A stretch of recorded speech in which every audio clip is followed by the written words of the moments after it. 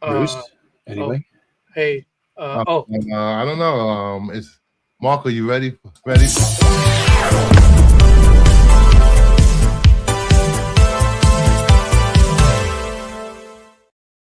The answer is, if we're ready, the answer is no, because it doesn't seem like anybody's ready at this point. Where am I? Yeah, right. It's been seeming that way the last couple of weeks. We'll get it together here coming up. We'll get it together here coming up. One of these weeks. I didn't even reach out to Tony to see if he wanted to do more. I think he's waiting on a camera from last week. That was pretty cool. I'm going through the stuff that I thought was fun. Just listen to guys like talk about why they're buying stuff it's pretty dope. While we wait for Corbin to show up and the rest of the and Dub to the road, the rest of the thing, and let's say hi to the chat, and then after that we will get into talking about this week in the LCS real quickly. By the way, we also got who are we doing this week? Bermejo? Bermejo. Dub, I've got some extra things I sent you there. We'll talk about it later. We're not going to let it out live, but we're going to let a couple people. I think we got some ideas for next week. Should be fun. Awesome. Should be fun. Definitely a split week this week, but let's say hi to some people. GTK Comics, thumbs up, hi, thumbs up. Crack on. Cheers. Sorry. Heroes for Hire Comic Club. Bruce told me troll Marco. LOL. I've been telling everybody to troll Marco today. Try. That's good. That's okay. DC boss battle was whoa. Meyer, that's too early for that. Right off the bat. There we go. Howdy, kids. I need boss battles to be fun, if nothing else, Barlord. We'll get into it. Evening. Actually, we have a question off of this and what Meyer said that we're not going to put back up there. Corbin PowerPoint presentation. I don't know. He hasn't submitted it yet. We will see. He was supposed to give us like what he wants to read the week, but actually, we're trying to explain to him still to this day after all these years. You know, he started off with me over when we were doing MCM. So this has been like 4 years. Still hasn't learned how to do slides. Doesn't know how to do slides. Also, too, there's just too much. It's too much stuff that's just yeah. I don't know. I don't know either. He just. I try to explain to him segments we do. He doesn't quite get it. To be fair, I have a general idea of the segments we do, and after your explanation, I was confused. Was it the week before? We all were confused in the chat. Yeah, which was the explanation you put in the chat for Corbin was utterly confusing, and I think you already have to. We know that we do not review like the Batman. Absolutely do every week, but we typically the take it or leave it segment is to save people money. We don't understand how this works, so we typically review every number one week that we can. I understand the segment. I know what we do. But your explanation in the chat made it completely confusing, is what I'm trying to say. I knew what it was before I read it. And when I read it, I thought you were changing it. But then Pete came in and saved it and said, okay, we're still doing the same thing. I was like, okay, cool. So based on those rules that you set up for segments and what we do here for Take It or Leave It. Yeah. And let's just be clear, like nobody helps out with any of the segments. Why are we still talking about DCKO if you don't like it? What do you mean? No, I'm saying we don't. We didn't review DCKO 3 or 4. No, I'm talking about the crossovers. We're still doing the crossovers. Is it number 1? I guess.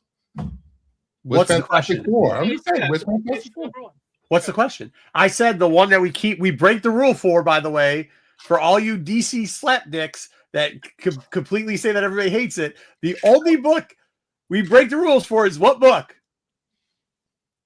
Absolute Superman. Absolute Batman.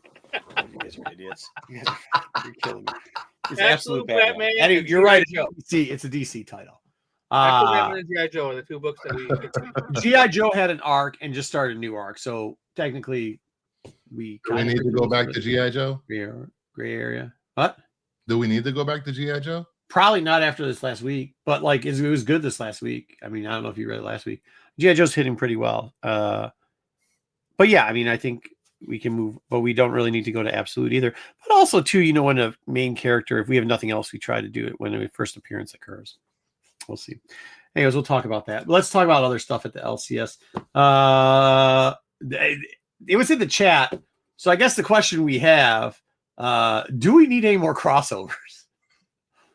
because between Boss Battles, which is a number 1, even though it's a KO switchover, Turtles Godzilla this week, and Planet of the Apes Fantastic Four. No spoilers, and we're not going to say take it or leave it, but one of these books is on our list this week.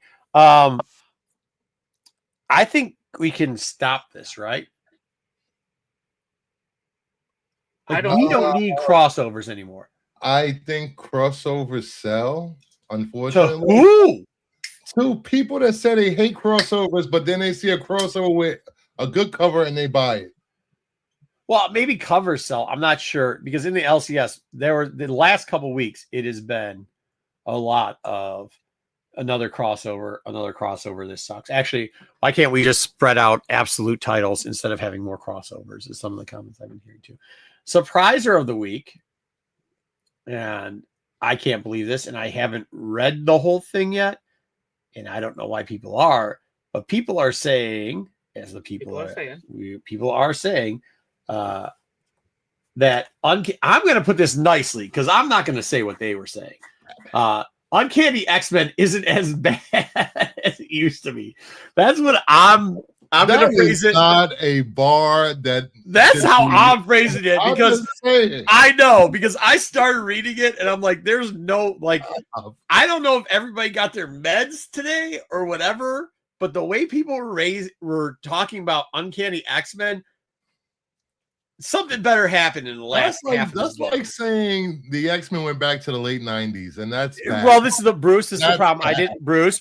This is the problem. As much as you would like me not to be fair. Wait, you're fair on what? Yes, I don't shill like you and Corbin for every single thing, and I don't play the stick up guy like Doug. But here it is. I'm not going to say that it's a good book or that it's back because I haven't finished reading it. I will tell you, I thought the first 22, the first part of this arc, was mid, not the team I wanted. Decent story, but not the team I wanted. But apparently, 23 is getting a lot of love this week. Once again, I don't know if that's because Uncanny X-Men has previously been unreadable. So that's where I'm going to stay on my stance of. Or the last event was the worst event in Marvel history. Yeah, I mean, the only thing that can compete with that is KO. I was going to say Blood Hunt. No, what was that? What was I was going to say Blood Hunt myself. What was the frosted one that Corbin was all excited about? What frosted one? What was the event DC had 2 ago? New Frost Era or whatever the heck it was. I don't know. They didn't. New Frontier. That didn't last long. All right, I wasn't watching. Like, I mean, that so is this Uncanny X-Men? Is this the first Uncanny? Wait, how is this good? Gambit is eating cats? RGX and that was out this week too. I should have added that in there, Cosmic One. And I'm not reading. See, people like the crossovers. Yeah, right. Is this the first X-Men book after Revelation? Yes, it is. So this is the very first issue. No, it's the second one. It's the second one. Second one. 22 was the first one. 22 is the first. Didn't it just come out like a week ago? 22? No, it was like no, because you weren't here last week. It's been a month. Be sure to read the Archer Dominics. I don't. We'll try. Cosmic, you can always send us stuff. We'll try to read it.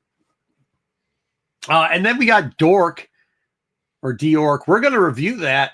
I don't know how I did it. Your guys' LCSs, but there was 2 copies left, and they ordered a healthy amount of all the. My LCS didn't order this title at all. Didn't order it all. Well, they're. All I know is it was healthy sales on this book. It was healthy sales on this book. It was healthy sales on Absolute Superman, obviously. And we'll get into that a little bit later too. But I was surprised. So then I made you guys read this. Hope you enjoyed it. Couldn't read it. Oh, you didn't have it? Yeah, because it wasn't at your LCS. I guess I'll cover it. I guess. But yeah, we will. Well, we'll talk about it and take it or leave it. Yep. Yeah, there you go, Kev. You're part of the problem, I guess. I keep telling myself I'm going to skip the next crossover, but end up with a long box full of books. Yeah.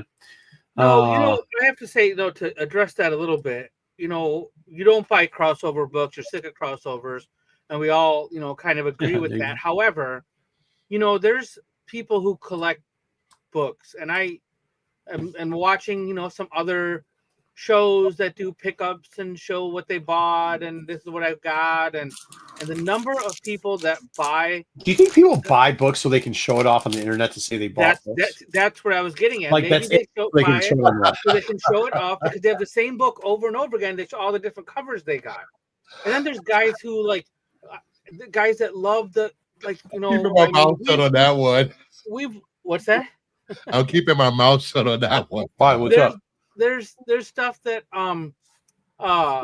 like the Clayton Crane books. We talked about those, like when he's doing the Marvel covers, and there's the one where Captain America looks like he's taking a crap, and like, you know, there's all these different Clayton covers, and they have like the incentives too, like the one, I don't know if they're 1 in 25s or 1 in 50s, and the guy's like, here's my Clayton Crane incentive book of this, and I'm just like, wow, people do buy these books. Yeah, but why? But why? I don't know. No, what I'm asking is like sometimes we've done this before too. Like we'll start to buy cards, like because we think it was cool, but after we open some, like even on the Star Wars things, that we'd be like, oh, cool. Well, let's go buy another one because that went well, so that we have some content for the internet, right? That's fair. Well, but like, why? I don't. Is it so people have? You know as well as I do. I'm sorry, but I'm just not on Instagram or the socials as much as everybody else. But like that's one of the reasons why. Like I don't want to sit on a social media and look at books that I'm like, yeah, but why'd you buy it? You know what I mean? Like, oh, cool, you got 15 of the, like, what are you doing with that? You know what I mean? And selling. Grading and selling what? You're not grading and selling the Clayton Crane fucking covers. No, you're not. Well, to be fair, I know a lot of people. You're not grading and craning. Hold on, you're not grading and craning like what Kevin just said. The crossovers. Well, no, you're not. Unless it's a good cover here or there, and some of they all. I have one of my friends. He will buy the trade dress and the 1 in 100s and the 1 in 50. Meyer, you start a Discord. You can be the manager and run it. If it's a artist he loves like Clayton Crane, he'll buy the trade and the 1 in 100 just to have all the covers. Now, with that being said, yeah, I get that. But with that being said, yeah, sometimes like when at my store, typically one of the stores that I go to, well, two, they'll have like every once in a while they'll turn over like ratios really quickly, and like, but it'll be like 75% off. I'll buy the ratios then, or when I'm at comic books, like those ones, yeah, when it's like $5, you're right. But even with that, I get choosy, or at a con or something like that. You know what I mean? If I like the cover, but like, it's not week in and week out. And Dub, tell me that I'm wrong, because it seems like I hear week in and week out people buying stuff, and I hate the thing when people are like, well, I read comics. I mean, I obviously, when people say I don't read it, I'm like, I come back with, yeah, right. I mean, because obviously we read a lot of comics, but like, I understand if you're buying for one artist to collect the artist. I understand if you're buying one title because you love reading the title, but like to buy comics just so that you can go on and have, and I don't understand it. So it's going to sound this next part's going to sound really bad. It's going to sound really bad, but so that you can have your two buddies watch you on Instagrams or YouTubes or whatever, flip through the same 10 book covers of one book that they have, like, and then but what you like not what I think, but Cosmic, I think that's what it is. I think they do it so that somebody will be like, oh, that book's cool, I bought that book. That's where I think it is. I don't think it's because they want to thumb up on the Instagrams, or there used to be somebody who would call us all the time. Oh, there's also a segment of the YouTube community that either on panels or watch YouTube that the only friends they actually have are on YouTube and on these panels. But that's okay. They have no one else to show these books off to and talk about them. So they will buy all the books so they can show them off. And okay, that makes sense. Yeah, okay, that's fair. But Because how many? That can't be a vast majority of these people. You don't know. I think there's a lot. That's kind of where, right? And I think that's where a lot of these people that buy the books are buying them for that. You're right with the showing them off to their Instagram but it's their Instagram buddies or their YouTube buddies or whatever, and that's a lot of it. And that's like fine. That's cool if that's what if that's what keeps them from doing dumb stuff. That's cool. Like buy comics and show them off. Like that's what. Yeah. There's a lot worse things it could be doing. No, agree. We I have just a don't. lot- I just don't understand the because as well as I do, Dub. I get tons of hate all the time for stuff I say, which is fair. And that's just me. No, which is fair, but let's not lie about what we're doing, right? If I read a book and say, hey, this, or this art's not good, it's the same thing over and over again. And if you're the guy that's buying comic books so that you can get 1 out of 6 thumbs up on your Instagram because that's what makes you happy, that's cool. But you can't sit here and be like, oh, screw you, you suck, you don't read comics. Yo, dude, shut up. I get that you only got 3 friends and they're on the internet, and I'm okay with that. I'm actually happy that works out for you. But I don't understand the backlash of saying yeah, that art's not good. And you just say, hey, my thing is collecting. My thing is going on the internet and buying every book of the same title I can and do that. That's cool. I'm cool with that. But coming in and acting like something's really cool and you're wrong for saying I dislike that cover. It looks like shit.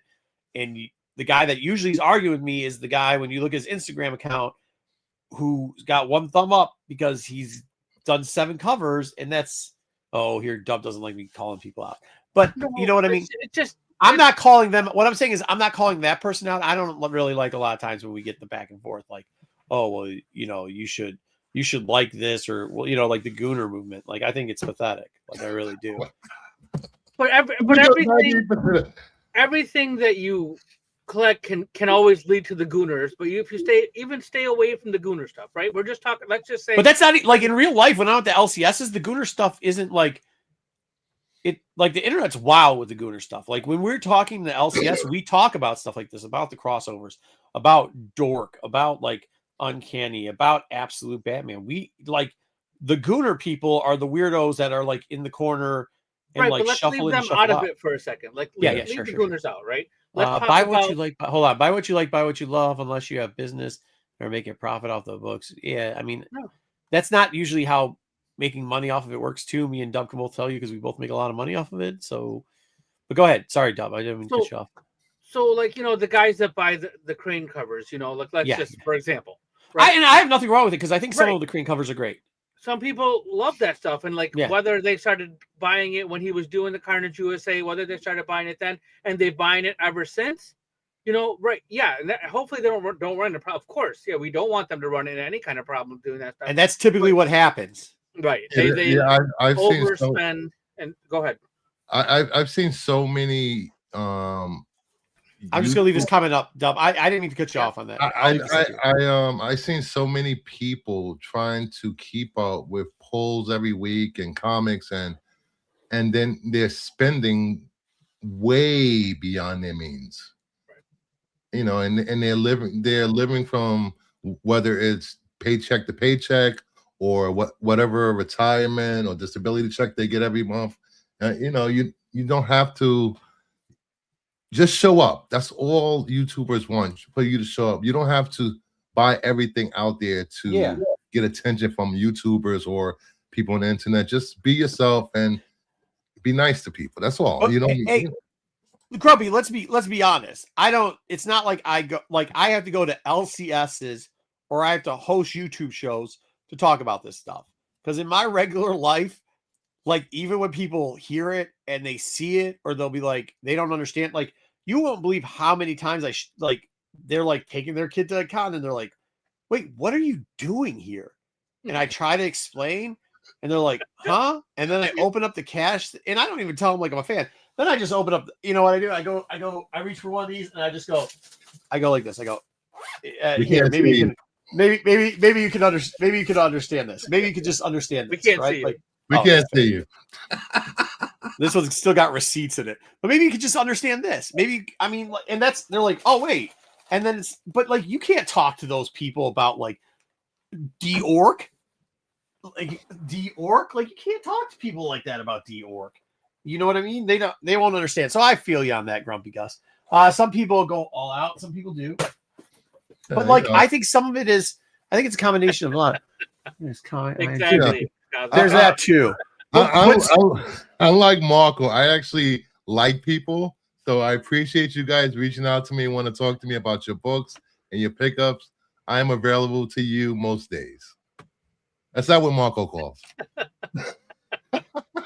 Yeah. What? My friends all died. No, I mean, I don't know what you're talking about. But what my point is, like, I just, once again, you know, you could be a DC slappy like Bruce and not talk to anybody and then just say, yeah, everybody loves DC products. But I think it's kind of fun going through all this stuff. I just worry like the same. Like we always told people, don't just buy books because people are telling you that the price is going to keep going up. And how did that turn out?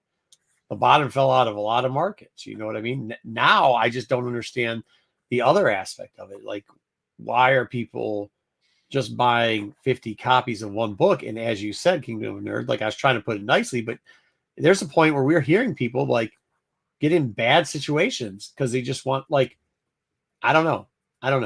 Anyways, yeah, I think that's why take it or leave it. I think it's all started with take it or leave it. But and I have one more thing to say to you guys out there. When your comic books become more important than your relationship with your wife and your family, you have a problem. Yep. Yeah, I mean that's it. Unless you can take your wife to the comic show with you, and then you're probably doing okay.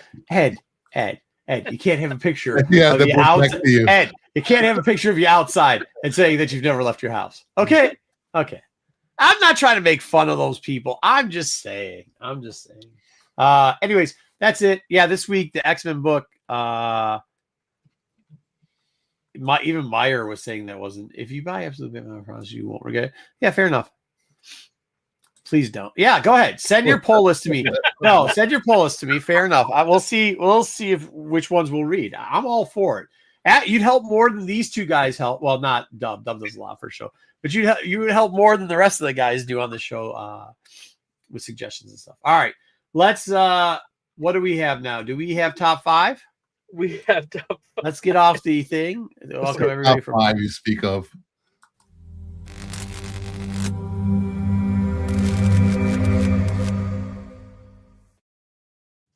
Is next week the week that there's more? I gotta look into it. We might have a variant top 5 next week too.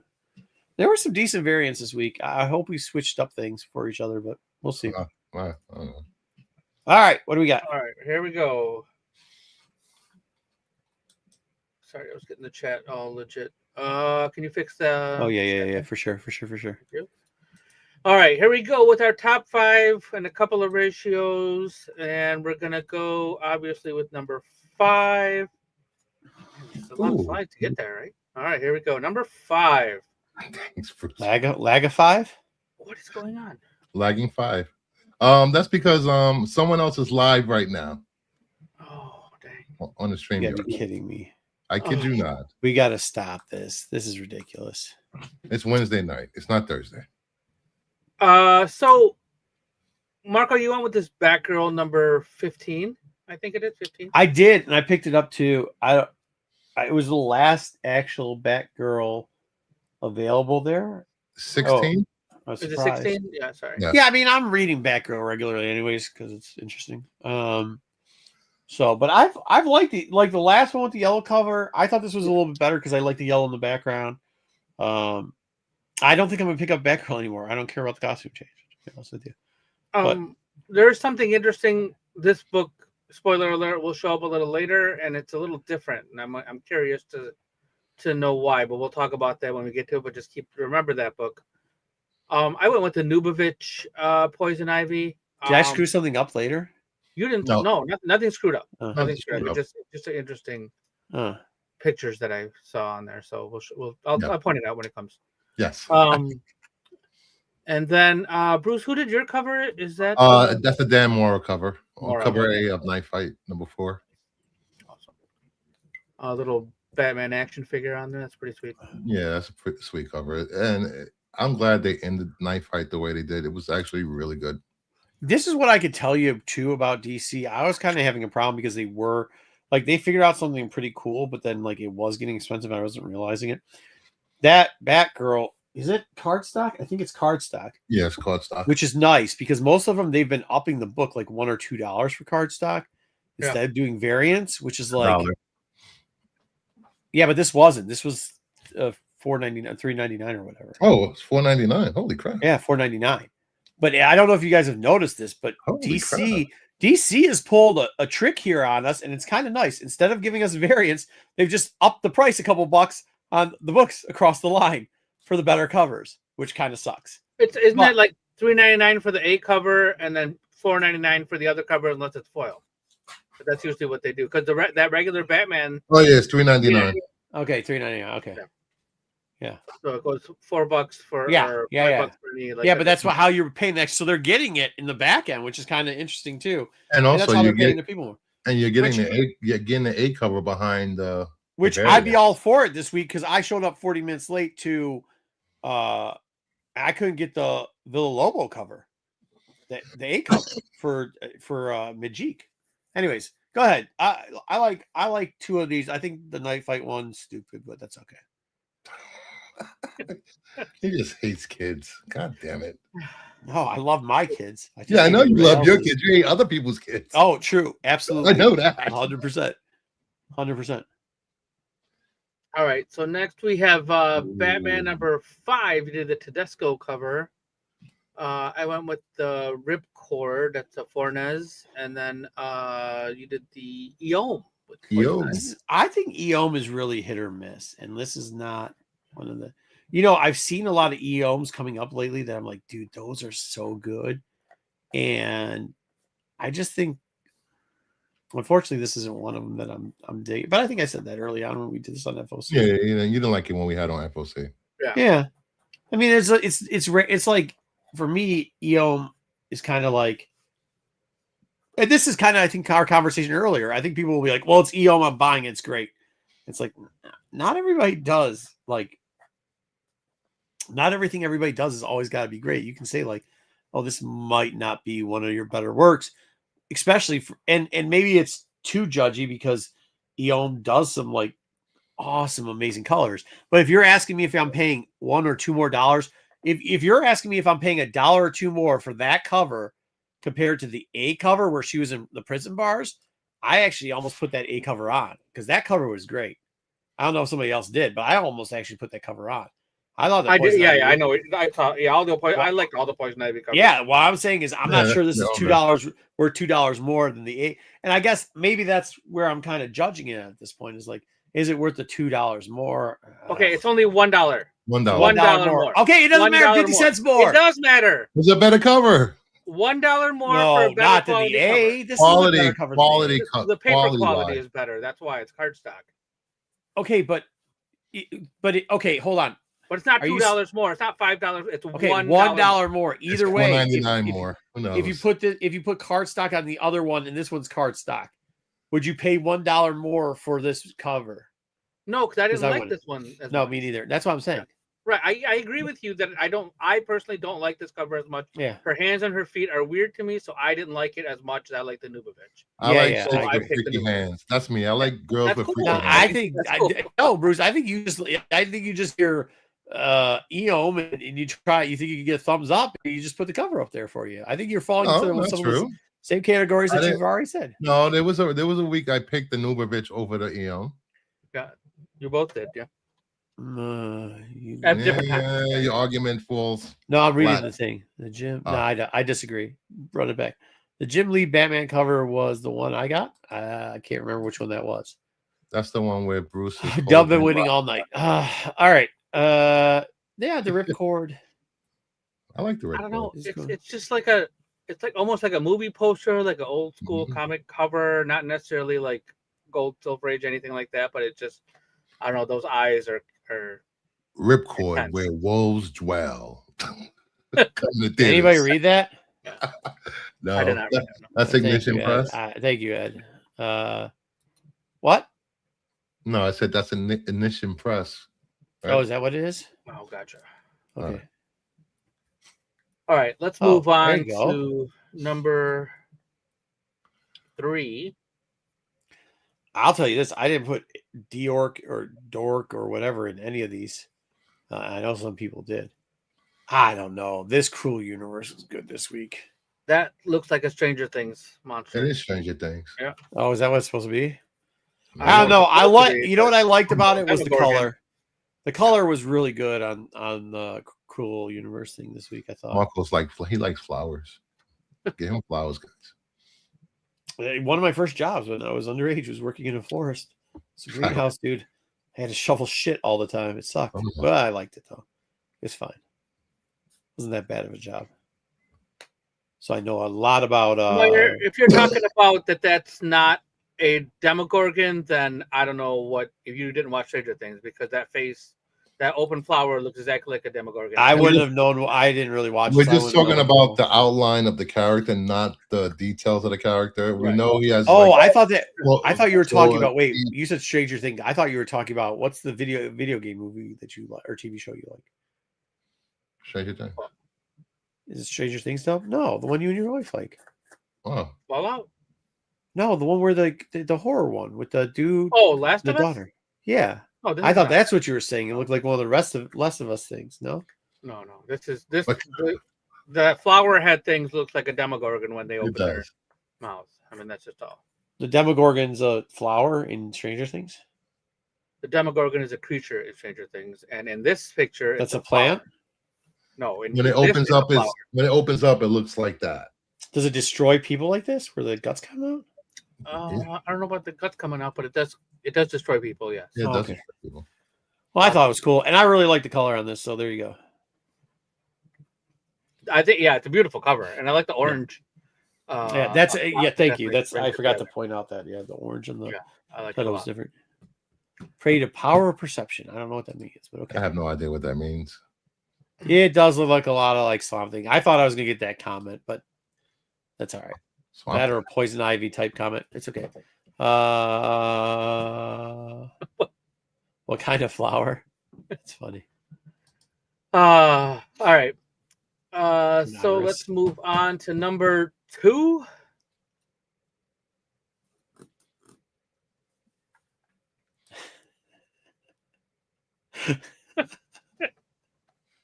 It's funny, Ed. And mopping up the adult stores on the weekend side. Yeah, it is. They got some great artists doing a lot of their covers. Yeah, it's true. Oh, there you go, Bruce. Yeah, I found the picture. Though. I showed the picture without the trade dress for mine. Gotcha. So that's why. So Bruce's cover is way brighter than yours was. You want me to go get it? I have it right here, probably. And I didn't know which one was. Yours was really pale. And it's a picture. I didn't get the. I don't know, on the shelf. And it's muted in the actual book itself. Yeah, it's not as vibrant. But it still looks really good. That doesn't do it justice. I don't know, man. It looked really good on the. Oh, this is. I didn't even realize that. I must have been flipping through it. So it gets you 2 covers when you get the. Always 2. It's always always the A cover under the variant. I never paid attention to that. I've never once paid attention to that. Never once. I've never once paid attention. Dub, is that a first appearance on Sonic? It is. The character's name. Doesn't it have a trade dress on that too, though? There's a foil. This is the foil. I like the one without the trade dress on it because I don't know. I just liked it better. Mm-hmm. It is. I can't remember what her name is. And of course, you had to get a creeper cover with him choking Superman out. That's right. That creeper cover is dope as shit. You better believe I bought creeper cover. You better believe I bought that cover too. That and I bought the live wire and him kissing cover. Did you get the one with live wire standing there? He's looking between her legs. No, I didn't like that cover. That cover sucked. That wasn't a good cover. All right. What did the bee look like for Sonic again? I can't remember.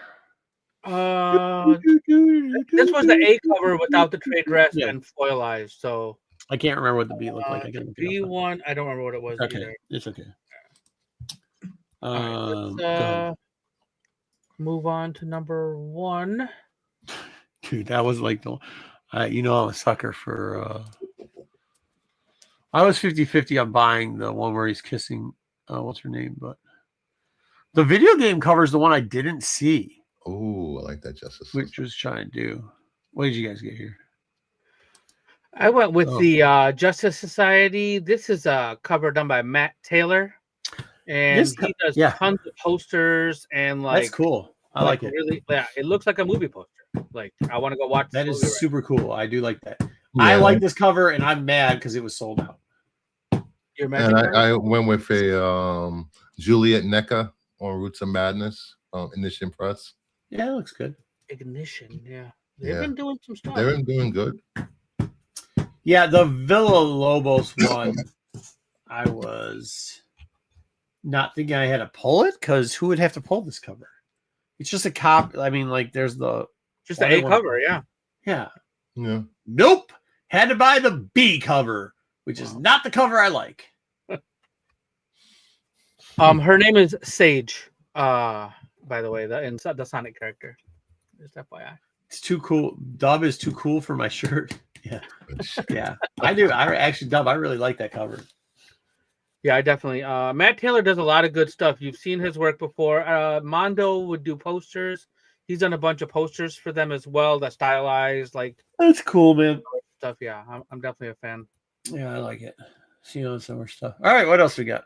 All right, we're moving on to our ratio variants, and this is, I guess, Have we started doing it where we have a runner-up and a number one yet, or no? That's kind of how I went with it. I Okay. think I didn't. I don't know if Bruce did it that way. I didn't know we were doing it that way.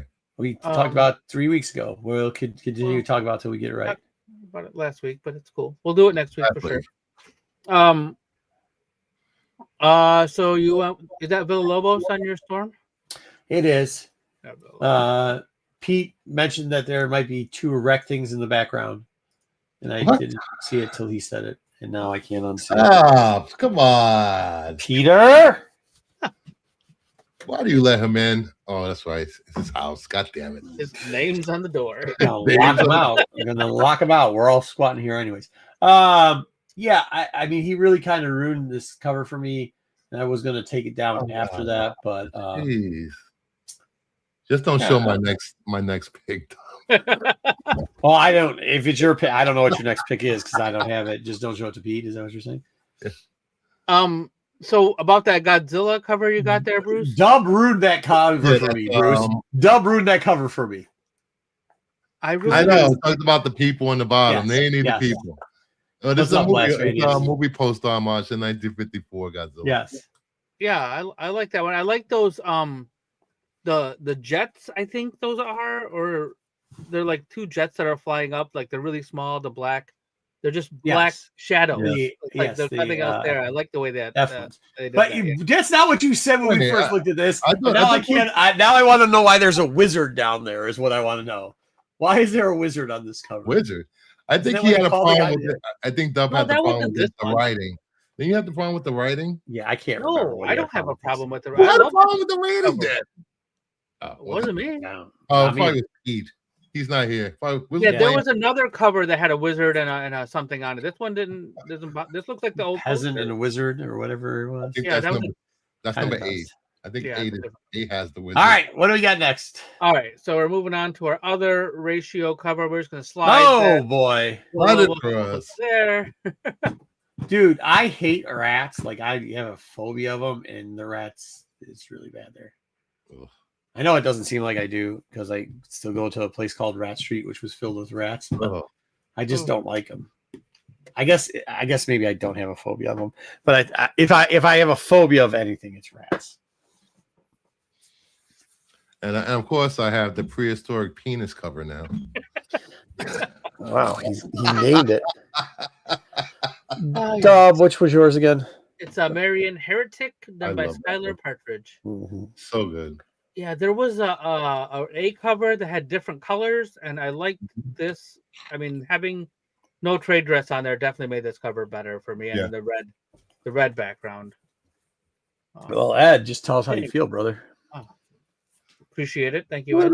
What's parents? God damn you. What? Kevin, Littlefoot's parents. And with that, we wrap up our top 5 for the week. Yeah, we have 37 people watching, guys. Hit that like button, guys. Or don't. Like, engage. That's all. What's this? Oh, that's somebody added that.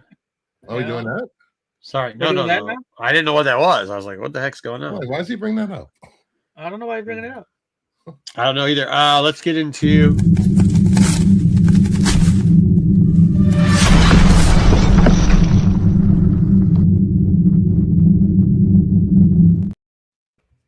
Did Corbin even send you any of his picks?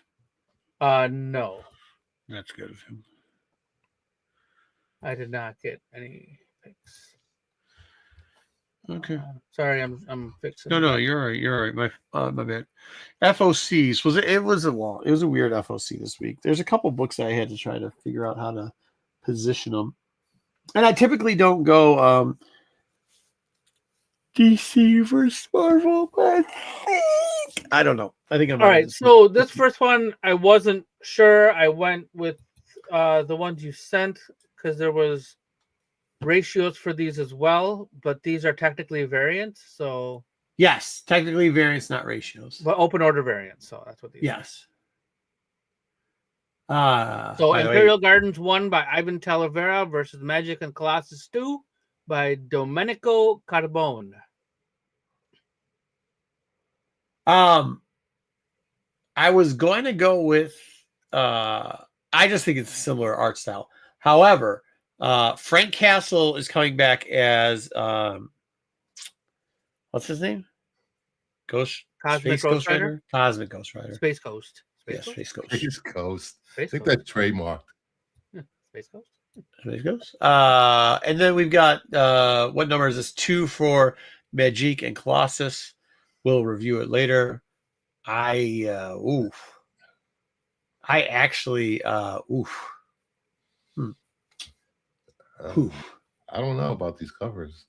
That's why I put them together. I really don't know about these covers, which And why does Space Ghost look like the villain from the old Scooby-Doo cartoons with the glowing head? Because Frank's castle head has got to float in something. Well, we got to vote for Guardian and Space Ghost, so I guess neither Talavera left.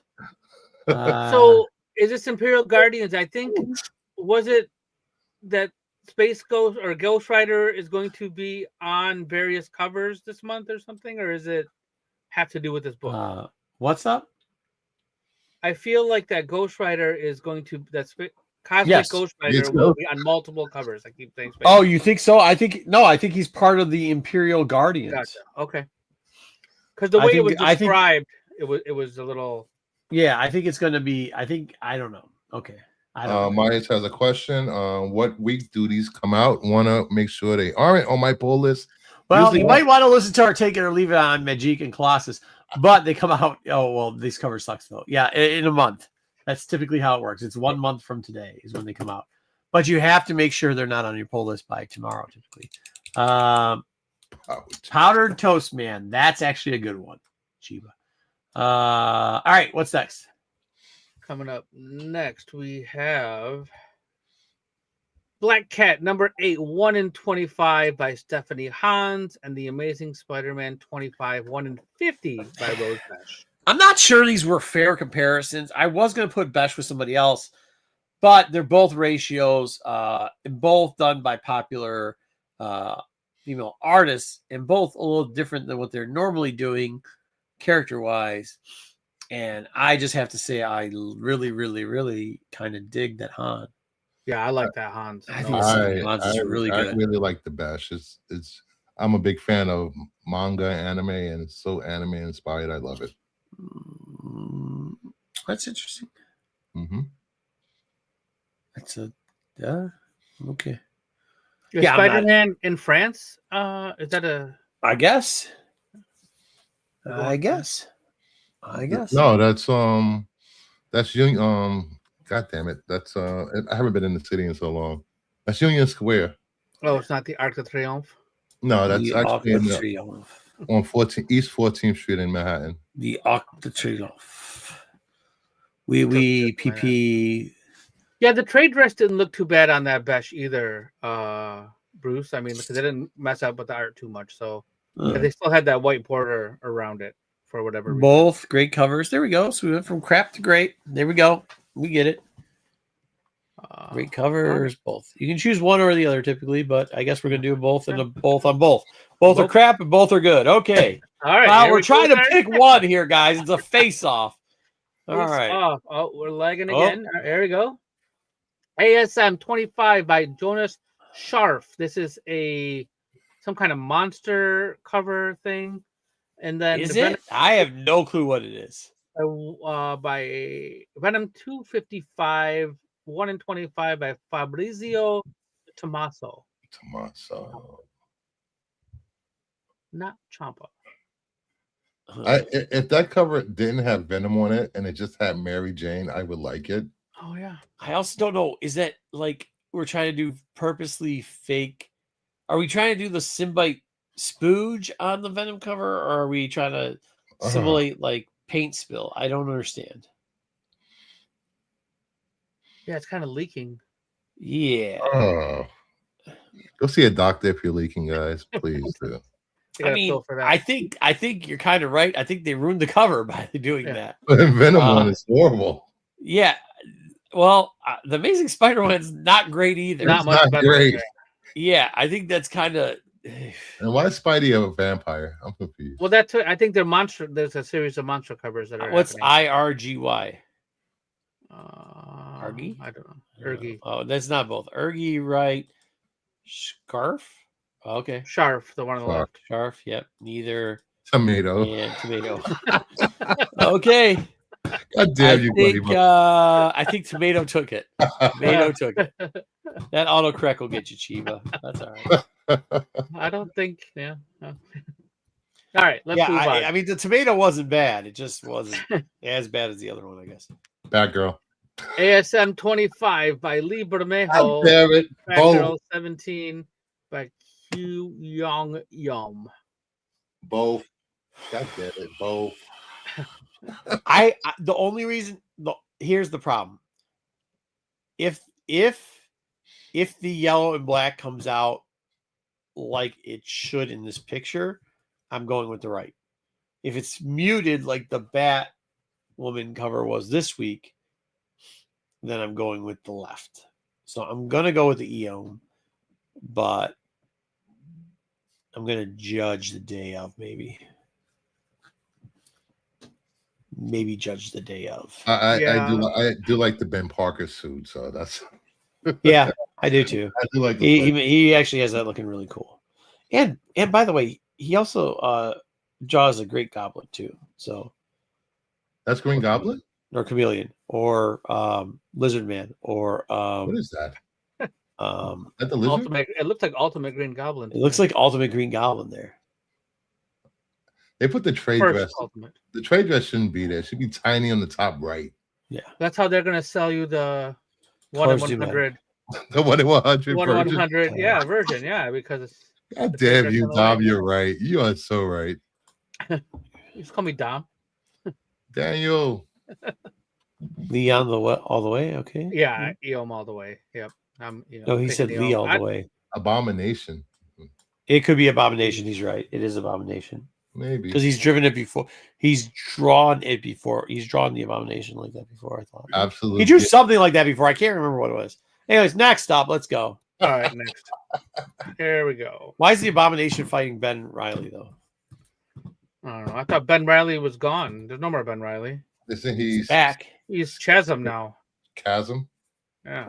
Well, what is this Gooner shit? Yeah, look, now Marco has gone full Gooner with these picks. Gooner. Full 100% Gooner. Let him not accuse anyone. No, hold on. You didn't ask what this was. Oh my god. Have you noticed the pattern yet? That's all Eom covers? I don't know. No. I'm a neither on this. I think it's a bad Eom cover, and I don't know what the fuck they're doing with Dead Samurai. I actually like the Dead Samurai cover. I don't know. I will tell you on the Dead Samurai cover, I believe it's autographed as well. Yeah, it is. It is that one. Autographed by the writer. I just left it off of the autograph. Yeah, it was on there, but I couldn't get it on the. thing. Full figure battle. Yep. Yep. The one on the right does kind of look manly, and I don't understand. It must be in the Venus flytrap, which I kind of think if he would have done something else with the Venus flytrap and not had, I'd assume that's poison ivy there. Yeah. Like detailed out something. I don't know what it is because I'm not that creative, but I think with the teeth and the skulls and everything, it would have been a great cover. I just don't understand. I do like the lighting that's hitting her arm. I do like the shadowing. You do like manly arms, Bruce. We'll give you that. Oh, those aren't hairy, so I don't like them. Well, there we go. Yeah. All right. Well, I don't know if neither one of these got any votes. It only got comments about Drax. They called her Drax. Oh, Drax got a vote. All right. Both. Oh, no, Drax is the artist on the Dead Samurai. Oh, no, right. Yes, Drax Gal. Drax, I guess, got it. No, so military. Military. I don't know what that means. She's on the draw. This is great. She's on the draw. Okay. All right. All right. Let's move on. It does. Both of these stay on the shelf for me too. Yeah. Chiba. Agreed. Until half of the audience is showing these on Instagram. Not me. You ain't gonna see me doing it. DCKO number 5 by Ian Bertram. I ran out of good covers. Tales of the Ninja Turtles number 4 by John Lankry. Listen, I know nobody else is gonna vote for this, but it's a brick wall cover, so I'm buying this cover on the right. Nope. Neither. That's okay. I feel like that was a incentive. I hope what they do is I hope they do one for each. So I hope it's like a whole wall mural. We get 4 of these at minimum and maybe a splinter at the end, number 5. I think you're on an island by yourself, Marco, with this. That's fair. I mean, that's what this is about. Yeah. I don't know what the shit DCKO's thinking. I mean, there's a starfish in there. There's a lot of stuff around Darkseid's head. Pause. Why are you looking at Darkseid stuff? I like turtles. Yeah, you say there's a starfish around Darkseid's stuff. I don't. There's not. That dude trying to even look at that picture hurts my eyes. And I bet Pete can find at least 5 phallic symbols in this. Well, not everybody's Pete. It's all our Cosmic. He just goes, nah. You don't know that, Barlord. Pete does. Pete does somewhere. Mushrooms, maybe that might work. All right, let's get out of here. All right, let's see. Is there anything else? No, there should be. That wraps it up for this week. Yeah. That wasn't a good FOC. It was. There was good. It was. If you didn't realize, except for the last one, because I had no place to put it. It was good cover, bad cover, switching each time. So it was like 2 good covers versus 2 bad covers versus 2 good covers versus 2 bad covers, and then I just wanted the turtle cover, and I had to have something equally gross, if not grosser, to get that one to win. And it got 1 vote, so it won. That's all I wanted. Victory. I set everybody up. Next up. However, Bruce, you're more than welcome.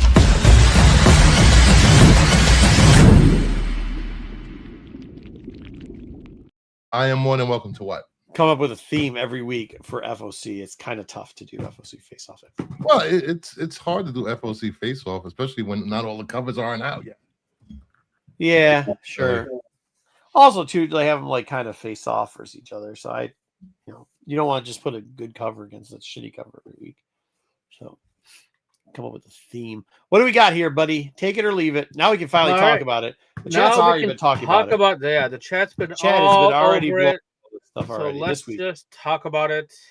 I didn't say that. DCKO boss battle number 1. Yep. The crossover with the independent-ish characters. Was it a crossover? Red Sonja, you have Vampirella, you got the Beneath the Trees, Bear, I don't even know his name. You got Annabelle. You got Homelander. Yeah, I don't think it's that either. Sabrina. I think it was just hey, Corbin's here. Perfect timing. I thought it was fun. I didn't think it was Fun. great. It was fun for me. It had its funny moments. Name one. I wouldn't go out the way and buy 10 copies of this, hoping specking on this goddamn book. Or Name one fun moment in this. When Sabrina just blasted everything. I thought that was funny. And the banter with Superman and Homelander was okay. That could have been quieter. Not one person said that was fun. All right, Samantha and Lex, I thought had some moments. And Joker and no, stop. Annabelle. Yeah, like my thing. I thought it was fun. I thought so too. Like it's a book. You know what I mean? No, like, this was all this was so that they could cameo characters. This comic probably had the most IPs ever.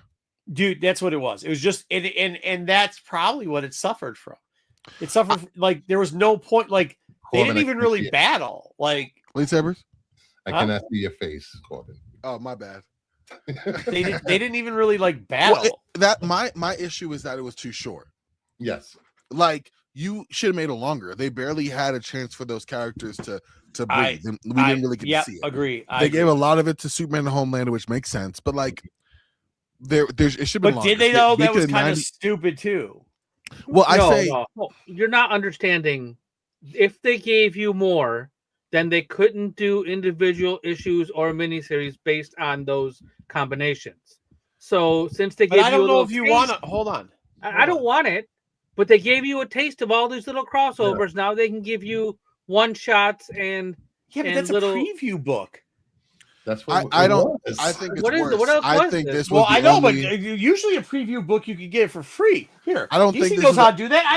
I just actually, you know what the best book DC has out there? This DC Vertigo. No, but they gave you the whole. They gave you the Homelander Superman thing in there. Instead of this. But I'm about to say, Meyer said it. We're not going to get a series. We're not getting one shots. They opened the door and they closed it just as quickly. I think we were talking about this before the stream. I think this sets up for crossovers with Boom and Archie later on in the future. I don't think this is Trevor, the shipping guru guy. Hey, Trevor. What up, Trevor? What's up, Trevor? Once again, I thought if the segment is take it or leave it to save you money, save your money. Do not buy this. You'll find this in dollar bin if you really want. I mean, there just wasn't a point to the story. The stories, there was no point to the stories, actually. I don't think it needed to have a point. I just think it was just a fun what if type thing that even Corbin's not buying your bullshit today. He took off. That's because he's on sticks and internet tonight. He's on off. No. The minute you said it, he just fucking booked. You try to sell that load of shit, he fucking cut his internet service. He can't. Come on. There he is. Come on. I get the thing. We're gonna try to shill for DC, but be honest about this book. This didn't need to be. We just said it wasn't. It wasn't. You could skip it and it's fine. I think it was for those people who wanted to see a few guys that won't cross over. This is cool. I think what Bruce said before I disappeared was like it does open the door for possibilities, right? Yeah.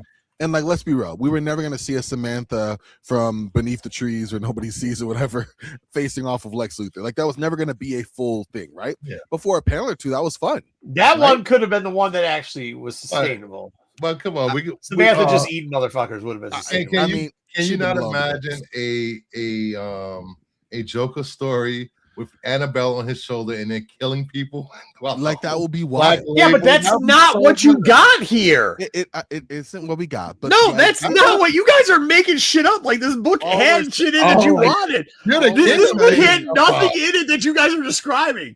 This book had absolutely not a fucking thing. You guys are rewriting this book to try to sell it like it's something good. We're not. You are trying to rewrite it. Like, could you imagine if this was what the book was about?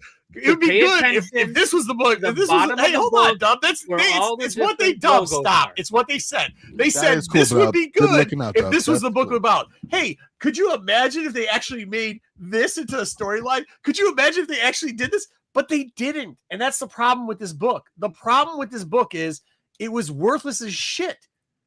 You can't use it for toilet paper, and it didn't tell a single story in there. There's worse things to read for $4.99. Not much. But it was a bad week this week. I think No, it wasn't. Now, I thought that was. if you guys look at the bottom of the book, like Dub said, nether realm is there, and we can get a game out this bitch. We can get If ands, butts, candies, and nuts.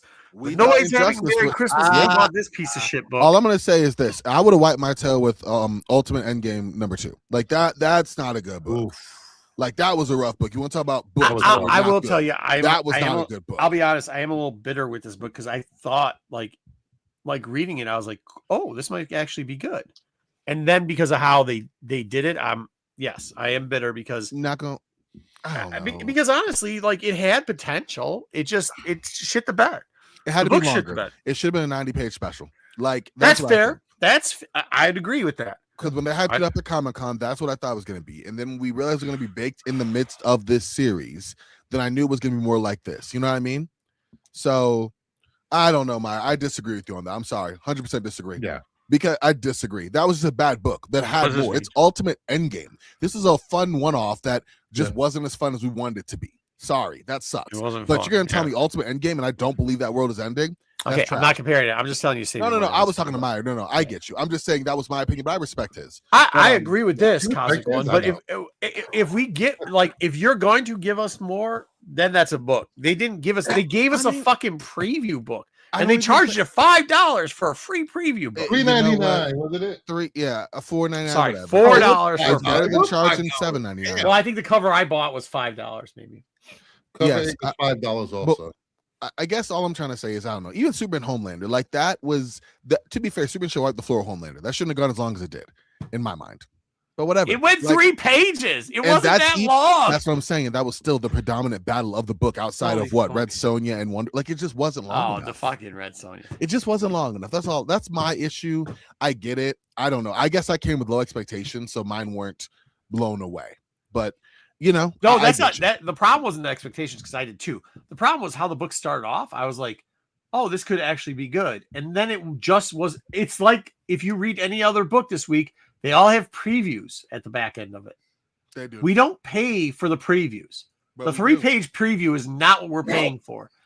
DC's got you so gassed up right now that you'll suck off anything, and then it says DC on it. And the truth of this is, the truth of this is, they gave you a 3-page preview here, and they charged you $5. All I'm saying, yes, I'm not disagreeing with you. I just don't think it was as bad as people are saying it is. That's all. It's not. That's it. Everything you said is right, and I don't think it was that bad. In 6 months when we get that Red Sonja Wonder Woman crossover with and Campbell doing covers, let's see how many copies they sell of that book. I'll agree with that too. I would say it's fun. There was too many characters in it. Maybe they should have cut it down to like 3 or something. No more. All right. Corbin, what was your Oh, never mind, Corbin. Never mind. Corbin? Well, there you go. It's a leave it. No, what was yours? Thumbs up. Thumbs up. Full thumbs up. You can't say the book wasn't good and then give it a thumbs up. This is why. Okay, do you know how this segment works? Crooked. I said thumbs up. Like a crooked thumbs up or a thumbs up. I'm giving it a thumbs up. I'll give it a crooked thumbs up. So take it. No. Take it. Yes. No. Take it. He said crooked thumbs up. I don't know what people were. I don't know what people were expecting. I don't know. Like a comic. Go ahead, Dub. A comic book that actually ended. So, despite all the things you guys said, what I didn't like about this book was the art was so choppy. Like there was a couple pages that was like hard to like. I mean, there was some like not very good looking. Like there was a there's a panel with like Batwoman and like Wonder. There was like not good. Like it just. Fair. I'm sorry. Yeah, not good.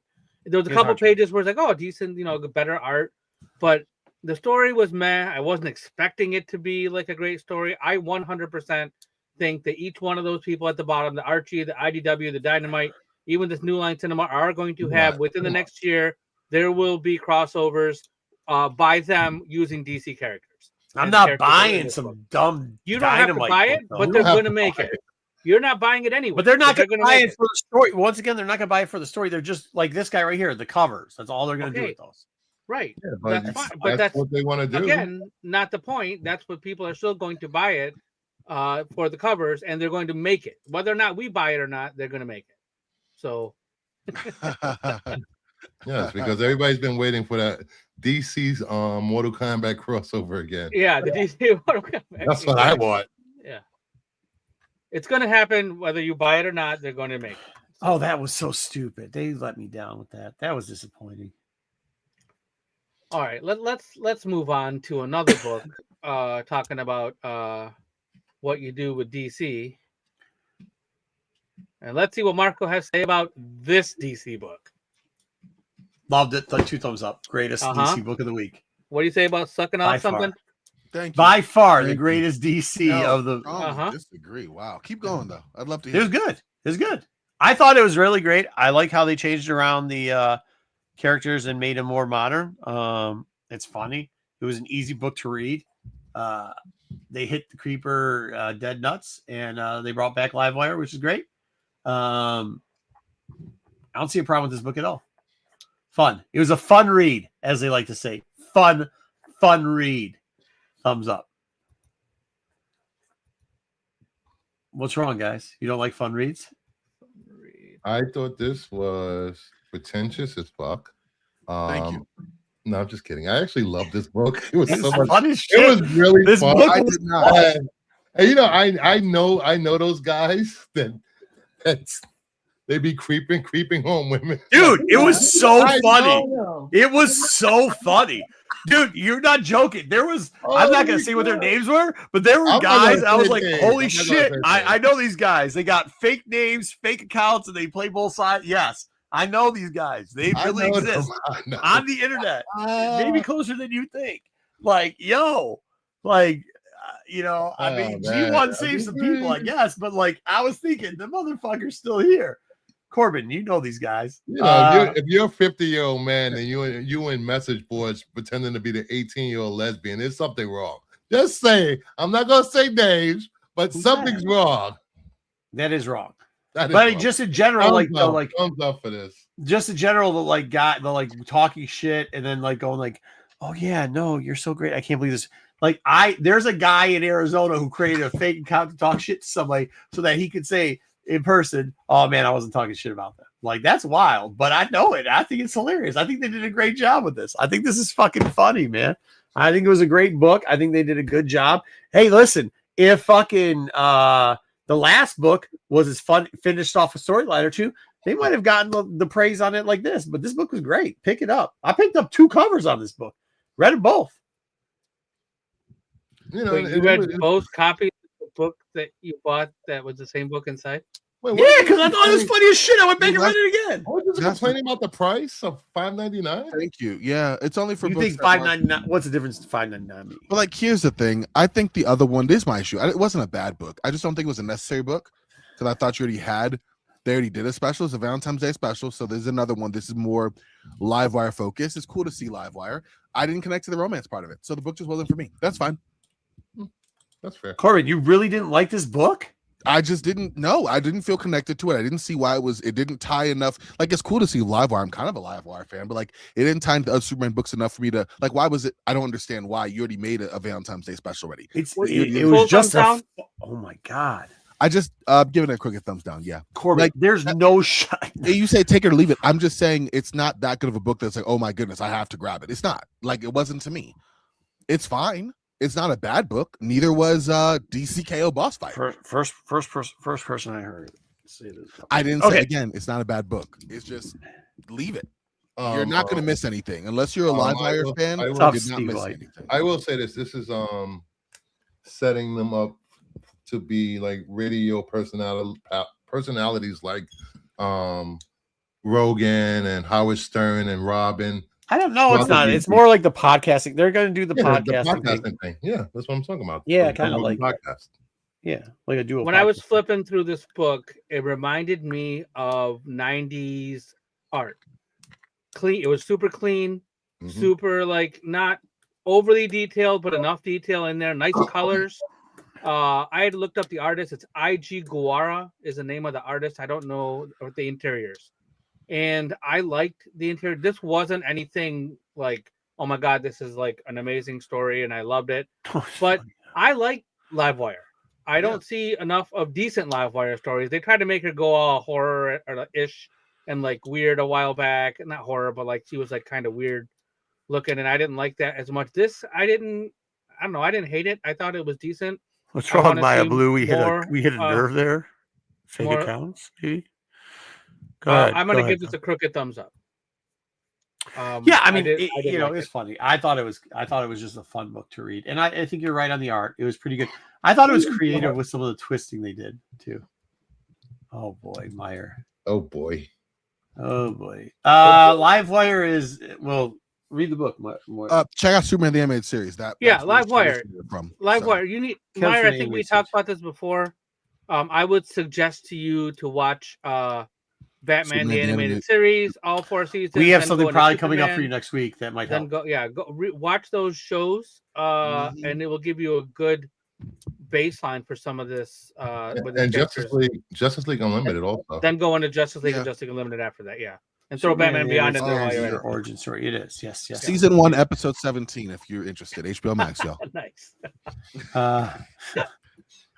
Okay. That's a All little right. creepy. All right, next up. I just know my superheroes. but Yeah, also Google hated is this book apparently. Okay, all right. All right, is this what we're She gonna was do a all day, Superman. Corbin? Every book that I say is great, you're gonna just like. No, it's just every book you hype up is like mid. Like I'm shocked. Like you're like, oh my god, you're just glazing. I thought this It's shit was kinda funny, Like dude. Well, I mean, it kind of fits, Corbin. It fits. Krispy Kreme over here. Yeah. Yeah, it's like calm down. Relax, kinda stuff we relax, like. buddy. Relax. Okay. Relax. Sorry, I Was was, it I was crispy? working with the kids today. My bad. Relax. Marco and Cream. Nope. Don't You want to know. Glizzy Don't wanna maker, know. relax. Let take it easy. All right, our next book was I wanna know. Absolute Superman number 16. Hey, Oh. Maya, relax. Go ahead. Oh. Absolute Superman. You know, it's interesting. Two things. One, the end of this is very good. Very, very good. Very good. Bringing the Hawkman back thing, that came over from the last. What was the last thing? Was it Absolute Craziness Evil. or Absolute Evil? Yeah, it's okay. I thought that was okay. I thought if it was just that part of the book, it would have been like maybe a crooked thumbs up, maybe like something like that. But because of the ending, full thumbs up, man. I don't say anything about the ending, guys. Don't say anything about characters or anything. But the ending, full thumbs up. Full thumbs up. Yeah, that ending was just like what? Thumbs up. I've been Absolute Superman does not disappoint from week to week for me, well month to month. And if you haven't read a single issue, the first couple issues is a lot of world building, but it really kicks up like issue 6, 7. So you guys are missing out. So pick it up, guys. I don't know if you are. I think if you don't pick up the arc here, you might miss out because like I said, the last bit of this was so good. It was very good. And you get a preview of Bleeding Hearts, the new Vertigo title. Got previews and everything this week, but you're right. Which about one that. is that? Yeah, The zombie this month. one? It was also in the Batman book, if I remember. Same It's in preview. like 5 books. Yeah. Oh, gotcha. It's in like 5 books. I did Which not one's- read this one. I actually just started Absolute Superman from the beginning, so I just chose not to spoil myself till I get caught up. Give me a week or two, and I'll be caught up. I'm definitely I'm enjoying what I'm. It's slow. It's building the world, like Bruce said, but I like it. Yep. So, Yeah, I'm not. hoping. I'll tell you, I wasn't in love with the Absolute Superman till this arc, and it looks like we might review the next month. It's true, Ed. It's all true. Yeah. Normally I don't have time, but today I chose not to read it. The dinosaur book has seemed to disappear. What's the dinosaur book? The Storm book. Yeah, the penis book. What was your grade on this, Bruce? Thumbs up. of course. Full thumbs up. Corbin? Same. Full thumbs up. So this one is a take it. Yeah, it's good. I think this arc is going to be really good. So that's awesome. Yeah, and I'm for those of you who haven't read. I mean, I feel like most of you have read all the Absolute stuff. I'm the one who's behind. I think this is the beginning of the storyline is good. So Yeah. go back and read till you get here. And I want to know. I'm very curious to see what happens at the end of this book. And to be clear, if you're somebody who's thought, not great, Black Widow. absolute Superman's kind of like, slapdicks or just saying everything absolute's good, I will tell you it is different. This book is starting to change a little bit. You saw it with the evil stuff, but you're going into a little bit of a change here. So give it a second try. I think you should. I think you might like it. And if you don't, oh well. But cool. All right. Well, Next. for the folks that read it this week, it's a take it. Yep. Let's move on to our next book, Shadows of Tomorrow, Magic and Colossus #1. This is a cover I got fucking stuck with. Really? Yeah. The only cover they had in mind was the Scotty Young. The Lolo Bozos, whatever his name is, sold out. Villalobos.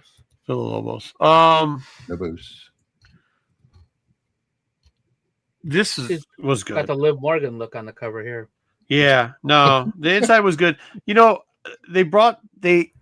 last series of Magic was fucking horrendous.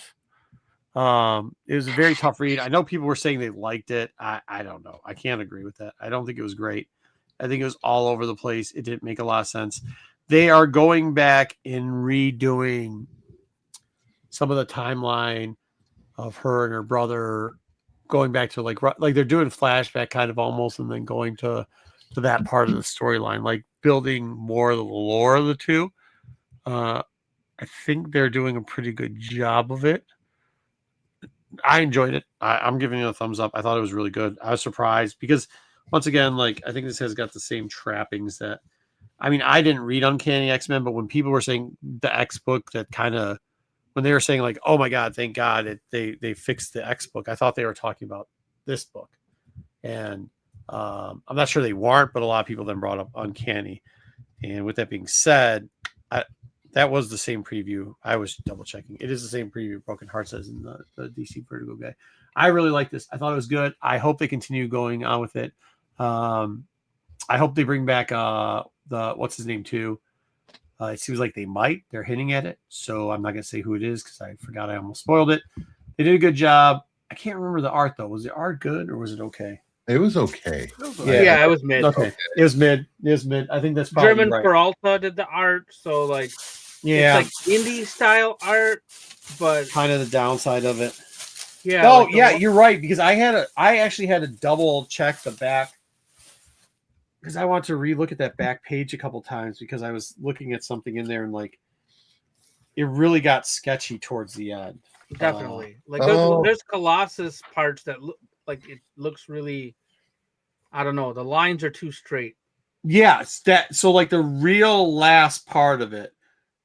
I don't know how I can talk about this and not talk about it, so I'm not going to talk about it. I have a question. There was a character in the book. Was that a first appearance? Yeah, not sure. Well, there's one first appearance in the book for sure. That the other part that I'm thinking is like at the end, we don't know yet because that could be two people. It could be somebody we know already, or it could not, and that's where the art kind of screws it up because you don't know if he's referencing somebody at the end earlier or not. Right. And it very well could be. It very well could be. By the way, there might be spoilers. I did a C-list thing. So we'll see. You did? C-list? Yeah. I did. I had a little bit extra time. Didn't see it. What happened to shortening the shows? Huh? It's quick. It's like 3 or 4. Just relax. Oh, okay. Just saying. So you gave it a thumbs up, Bruce? I'm liking that they're actually trying to wasn't correct. Correct the mistake they did of messing with their relationship as brother and sister. So I'm glad they finally trying to repair that relationship. So quick thumbs up.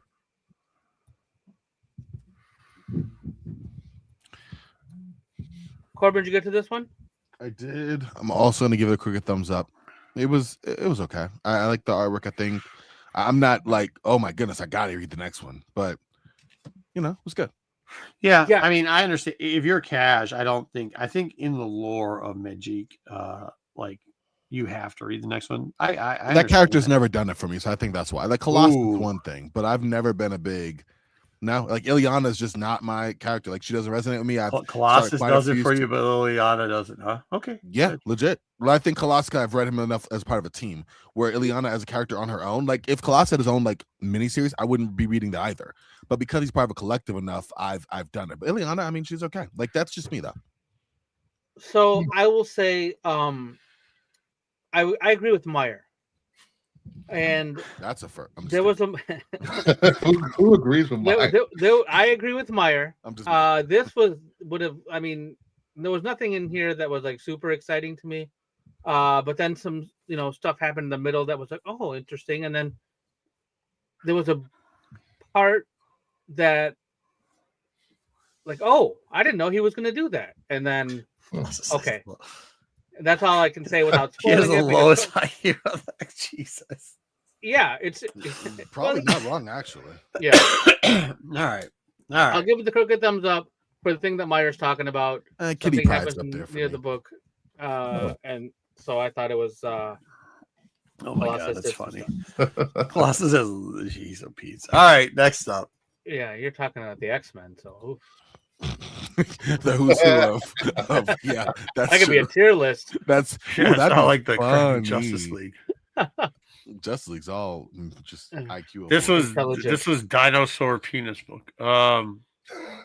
Shadows of Tomorrow, still Storm, Earth's mightiest mutant, #1. Yep. Yeah, I don't know why people like this book. I don't think you get to say anything on Black History Month about this, Marco. Just saying. No, I'm just kidding. I didn't like it either.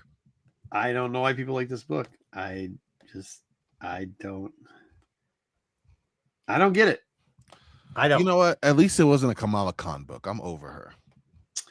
I'd agree on that. Like that's the only thing I can say is I'm shitting on another mutant book. I'm sorry, not shitting mutants. Yeah.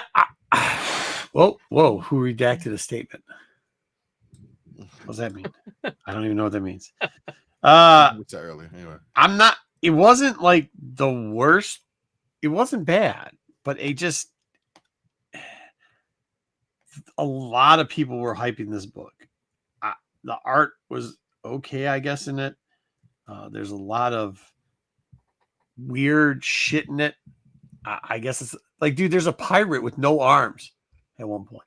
Like that she has like a meeting in God the fuck knows what. And I hope that's not. And does a dude whack off in the bathroom after she doesn't give him the nana? the meow.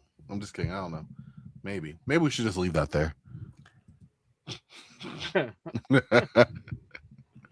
I mean, I think that's where I have the problem, though. I think where I have the problem is a dude that meow was like, to me, my ex. No, I'm kidding. Yeah. No, I think. Yeah, first appearance of the no arm pirate, and the dude who goes in to go grab the lotion in the bathroom and then his head blows off. Yeah, there was a whole page of somebody like trying to like charge his phone. Huh? He was trying to charge his phone for a whole page. Well, I think he was trying to look up. Wasn't trying to look up. That wasn't the guy that was on the toilet, though, was it? Yeah, he was like blowing into the charger, trying to like. Oh yeah. He spit into the charger to make it find porn, or I don't know what he was doing. I don't know what the shit was going on. That's what I'm saying. I don't know why people hype. I think this is for a certain type of person, and I ain't that person. Core thumbs down. Like, I didn't understand it.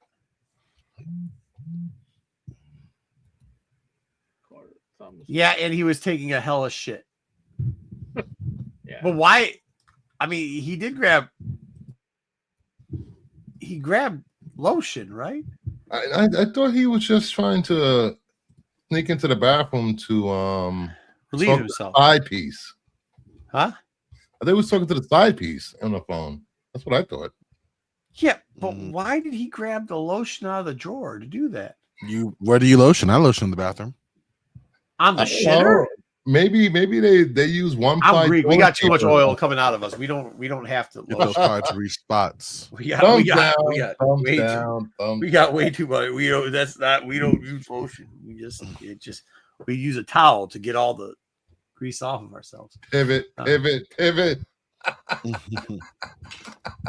He did. It was like he grabbed. Okay, so as some people know, we read some of the books in the LCS while we're doing this, and somebody's like, "You got to read Storm. It's great." And then I read it, and I was like, "Wait, he grabbed toilet paper and lotion? I'm not reading the rest of the book." They're like, "You got to read the rest of the book." And then I read the rest of the book, and I'm like, "This is not. Wait, what? I thought he grabbed lotion and a copy of Ultimate Endgame Volume 2, but hold on. Not only did he grab lotion and toilet paper, but if I recall correctly, and you might have to look in your book to this, but I think he turned on the water faucet too to make noise. And he went incognito mode on his phone. So he's gonna go try to get up some porn. That's what he was doing. That's what this book was about. And then he blew his own head off. So porn blows your head off while you're on the shitter. Sorry, spoiler alert. I know. Wait, I just boosted the book. I'm not pulling. No, yeah. I don't know. Yeah, and before that, there's a Pirate Arms.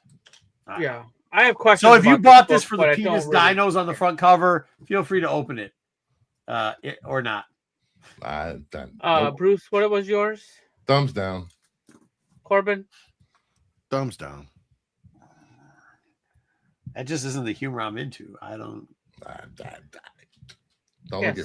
Something's in his phone. Yeah, then something came out of his phone and blew him up while he's trying to search porn. Oh, Barlord. All right, what's next? You got it, Barlord.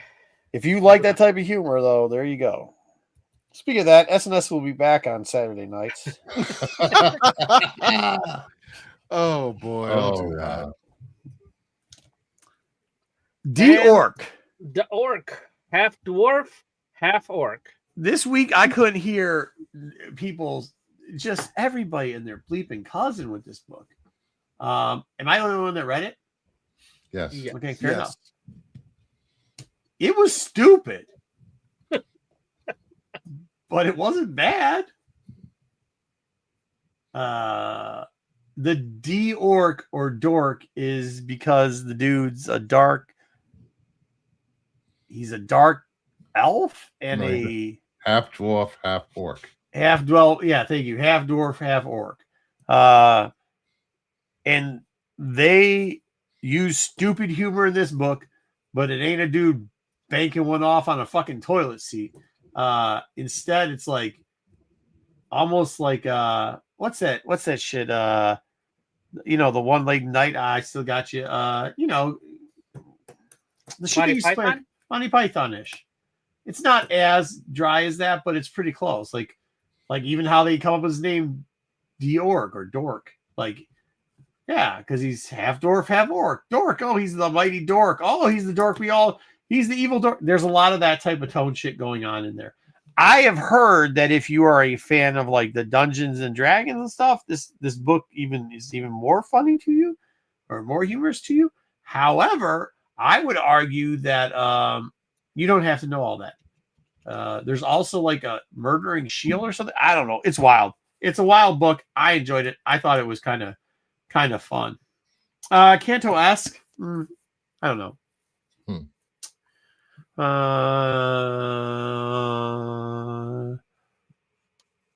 don't know. Actually, Comic News Now. What a terrible name. I think you might be wrong on that one. No worries. Catch up. Remind me of what's Bjork. Bjork. Leave Bjork out of this. Who's Bjork? Eastern singer, Europe, from Iceland. I believe. The singer? How does that remind you of Bjork, the singer? The name, it rhymes. York. No, it wasn't one book. This book was fun, and so was Creeper and the Livewire. And so was DC Boss Battle. Not true. It was a So you give this a thumbs up. No, it didn't actually. It got to leave it because he had a crooked thumbs down. I had a full, and you had 2 crooked ups. So it was actually a leave it. Kingdom Nerds. Rewind the tapes, please. Thank you. Yeah, read Dork. I give it a thumbs up. I think it's funny. Oh, Bjork. Let it linger. Let it linger. I got it. Thank you. Thank you. I didn't know there was so many Bjork fans in the audience. I didn't know that either. But Bjork apparently is greater than Bjork. All right. I'm the only one that read it. It's good though. You're the only one that read it. So Marco says, so if you like stuff that Marco and likes, the streets. The streets are also talking about the streets.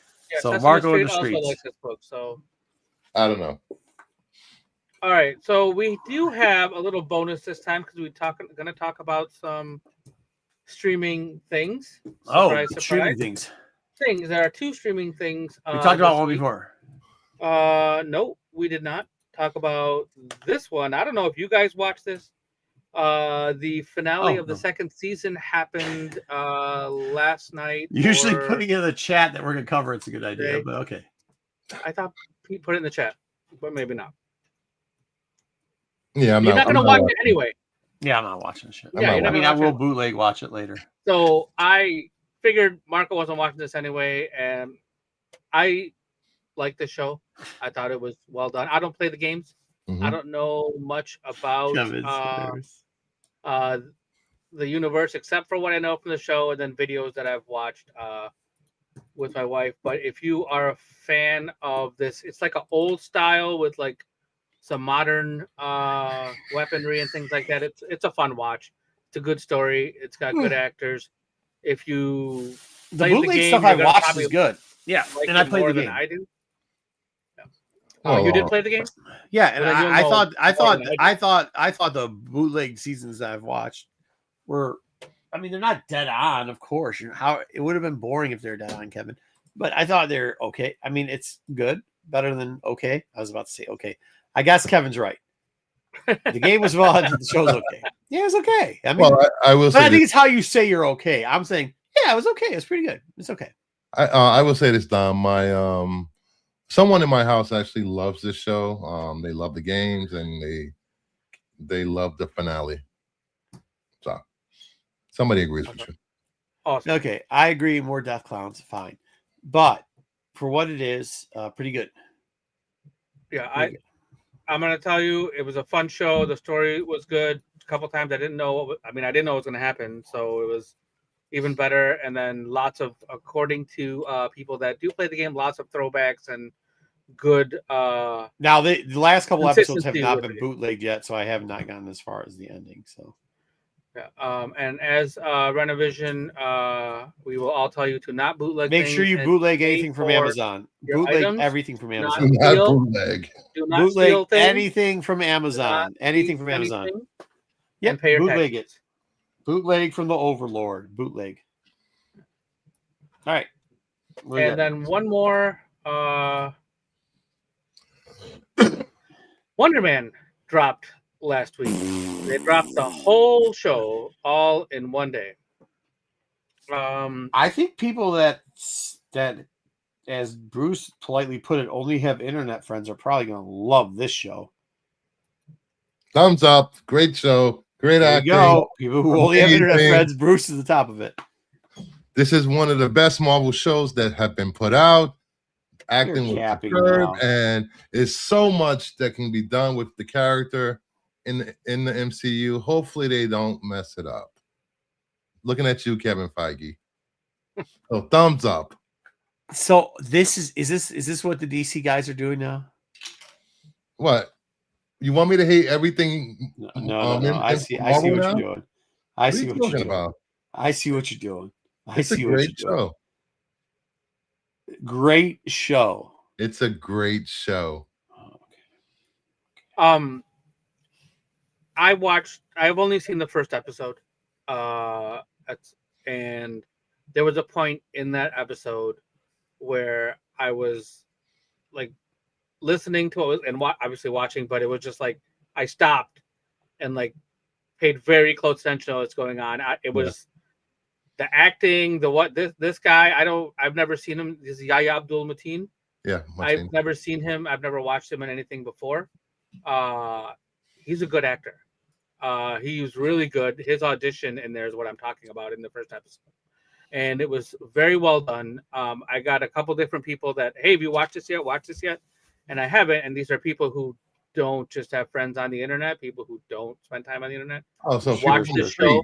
The Street. And like no it. Street. People like it, and they asked me if I was watching it, and I did watch it. I based on the first episode, I gave it a thumbs up, and I will be watching the rest of it. I think I don't know what they're going to do with this character. I don't know if it's going to go anywhere. I don't know if anything's going to happen, but so far so good, and I'm very curious to see what it is. He was Black Manta in Aquaman. He was Aquaman 2. He was both Aquaman. Wasn't he in both? I don't know. I saw the first one, but one. And he was in the Watchmen TV series. He was the husband, right? Yes, the husband. Yeah, he was the husband. Gotcha. I didn't see that either, so I have to watch that.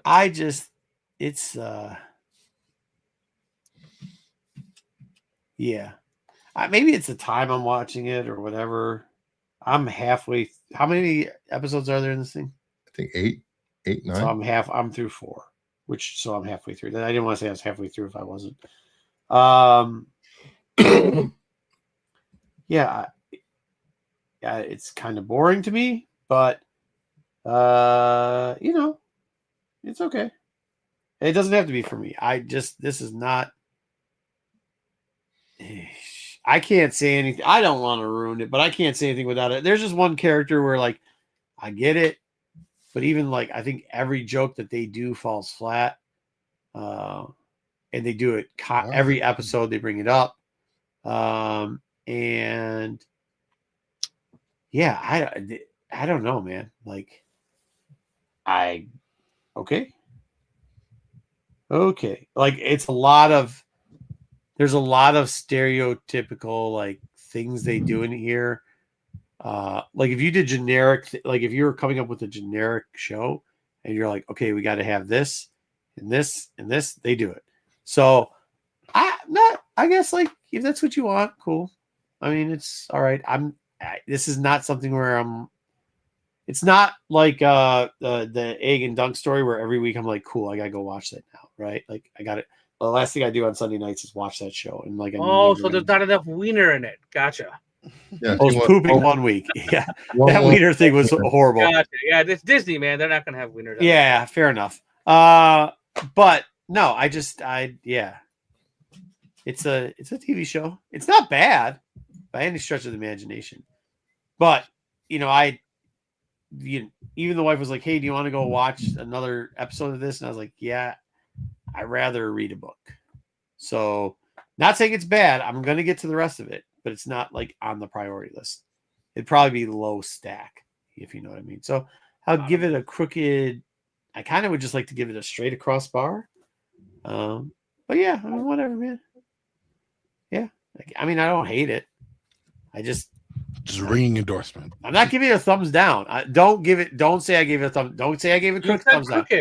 No, I said I would like to give it a straight across line. There's no such thing as a straight across. Everybody else has got to do it before. I'm throwing my straight across. I've never seen anyone else do that. That's never happened. You don't even know how the segment works. Another example of Marco making up the rules as he goes. You don't even know how the segment works. I do now. Pete told me. It's always right. Wait, did Pete have to stand on a stool to tell you? No, you know what? You know what, bro? No, I honestly, Bruce, I didn't know. That's on me, but I do now. Did you see this at all, Corbin? Yeah, I mean, I'm not gonna lie, but this is kind of crazy. Cosmic. Maybe I have to finish it. I agree with Marco. Good. Like, it's just not something that it's not for everyone. And I think, you know what? I love that Marvel's doing these types of shows where it's like comic series. Some are for you and some aren't. This isn't for me. And some are like mad that it doesn't have like long-term ramifications or whatever. I don't care about that. It's just not my thing. So for what it is, it's okay. But I've only watched a couple. You didn't finish? No, I did not. I kind of just got to the point where they say 4 is the hook and you got to fish it. Maybe I haven't. Maybe I've only watched 3. It seemed like I watched 6, but I know I haven't. I think this is one of those shows where you have to watch all of the episodes to get the full impact of the show. Maybe that's why they dropped it all at once too. Yeah, they obviously don't have a lot of faith or whatever in this because they didn't give us the weekly or even the way they advertised it doesn't show they had a lot of faith. It wasn't much advertisement. Kind of like Echo, they just dropped the whole thing and we're done with it. They didn't give you the whole. Like I think this is kind of the era of Echo where it's like it was okay. Yeah, like it was a story. It's something. I don't know. Like, I thought hopefully I'm not gonna. My wife thinks it's decent enough. It gives us time to like watch something together. So maybe we'll do that. But like, so I'll hopefully finish it. But right now, tell them Cosmic. Tell them. I disagree with that, Cosmic. No, TV shows and comics is like. No, hold on. That's not true. That's not true. I watched episode number 1. On episode 1, that's like reading one comic book. It was not good. Episode 1 was not good. So that's not like reading half a comic book. It's like reading half an arc. And we don't give comic books fucking 5 comic books to see if it's good or not. We usually give it 1, maybe 2. Oh, to be fair, they're less than 30-minute episodes, so. Oh wow, they seem like an hour long. So that's not good. Right, Corbin? I don't know. I saw the it did feel kind of long. It did feel long. Like I said, I don't agree with it being a comic, but I get what you mean, Cosmic. But I'll give it a shot. I didn't get to 4, so a few people said get to 4. I'll get to 4. It just you keep saying the ending's good, but you have to give me a story to get to the ending. You have to give me a reason to want to watch the ending. Otherwise, we'll just skip to the last episode. Yeah, that's what I should do. Just watch the last episode, I guess, and good call, Corbin. But no, I'll give it a shot. I will finish it. With that, we wrap up. Take it or leave it for the week. All right. Yep. Read Batman, y'all. Oh, real quickly. So, do I have a thing for read what? No. Batman, number 7. No, we're good. If you have got your segment together, we could tell people to read it or not, but you didn't, so.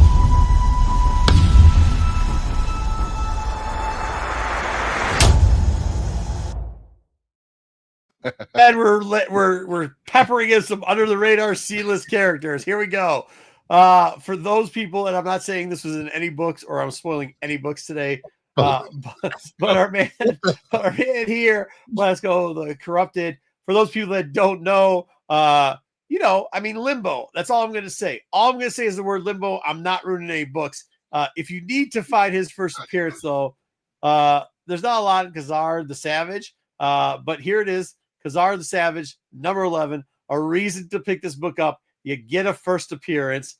Raw sell for $1 or $2. 98 sell for $80. Easy, cheap first pickup to fill out that C. This might actually even be kind of D-list. But remember, he's the one at one point. I can't tell you what characters that he tried to corrupt so that he could leave Limbo. But if you know, then you don't. If you don't, pick up some comic books and read them. You'll figure it out. Okay. Number 2, I don't even know why I'm talking about this, Rasputin. It has nothing to do with anything. Really? Nothing to do with anything. What are you doing? But Uncanny X-Men. But Uncanny X-Men 285. I mean, once again, I couldn't tell because of the art if this guy was in a book or not this week. But we'll see. This is the book you need. I will not tell you who he's related to, but Raw's go for $2 to $8. 98's 31 to 70. Just not going to tell you. Not going to spoil anything at all. Speaking of not spoiling anything at all, the quiz for those people looking for a DC C-list / D-list character that he does look cool. He's kind of got a cool story. He's got a couple characters you might like to deal with too. Here we go. If you want a interesting Rogues Gallery, people might have thought I was going to use Calendar Man for this week. I am not. I'm actually using the great quiz. Do you remember his first appearance, Corbin? Thank you very much. Are you muted? I was muted, but I said no. I actually still muted. I do not know. Well, here you go. Doom Patrol number 26. I believe that's volume 1. Maybe volume 2. It's volume the 2. one in the 89. So volume 2. Volume 2. Huh? Volume 2. Thank you. Volume 2. 19. Is it 89? Somewhere around there? You had to be either mid. Had to be 89. New format. Yeah, this is 89. Yeah. Oh, Grant. There you go. We might not have had Grant as a guest, but we actually have one of his books here. That's for you, Kev. $6 to $8. 9/8 go for $125. Now, remember, there is another version of this that came out in what is it, 16 for the new wave or whatever. Not as cool. The cover's pretty interesting, though. It's got like an eyeball in it. And finally, that's it for Under the Radar for this week. Didn't give you too many. Didn't give you too few. There we go. Let's get into. Do we have the thing for the 10? Do we have that for a second? Oh, do we? Oh, we just.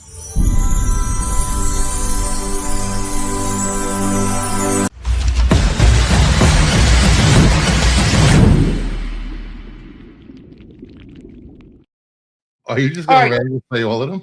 Yeah, this week we're doing. What are we doing this week? We're doing top 10 Bermejos. Everybody got listed except for. Did you get a list together? I did not get a list. Oh, there you go. Good job, Corbin. All right, it was a crazy rec week. I'll be better. Congratulations, congratulations, Corbin. Bruce, do you want to go first? Do you want to go me first? I know I'll go first. I actually have Bruce, a list. I was bullied last. I have heard that somebody. I heard. Oh wait, we were supposed to do something else for. Let's see if we could do Dub's part 4. Dub while he's not here. Dub wanted us to share this. Lee is his first name. Bermejo is his last name. Started in '97. He was an intern at Wild. Let me just read it. You know, wasn't that when DC took over Wildstorm? Yes. Like about 97.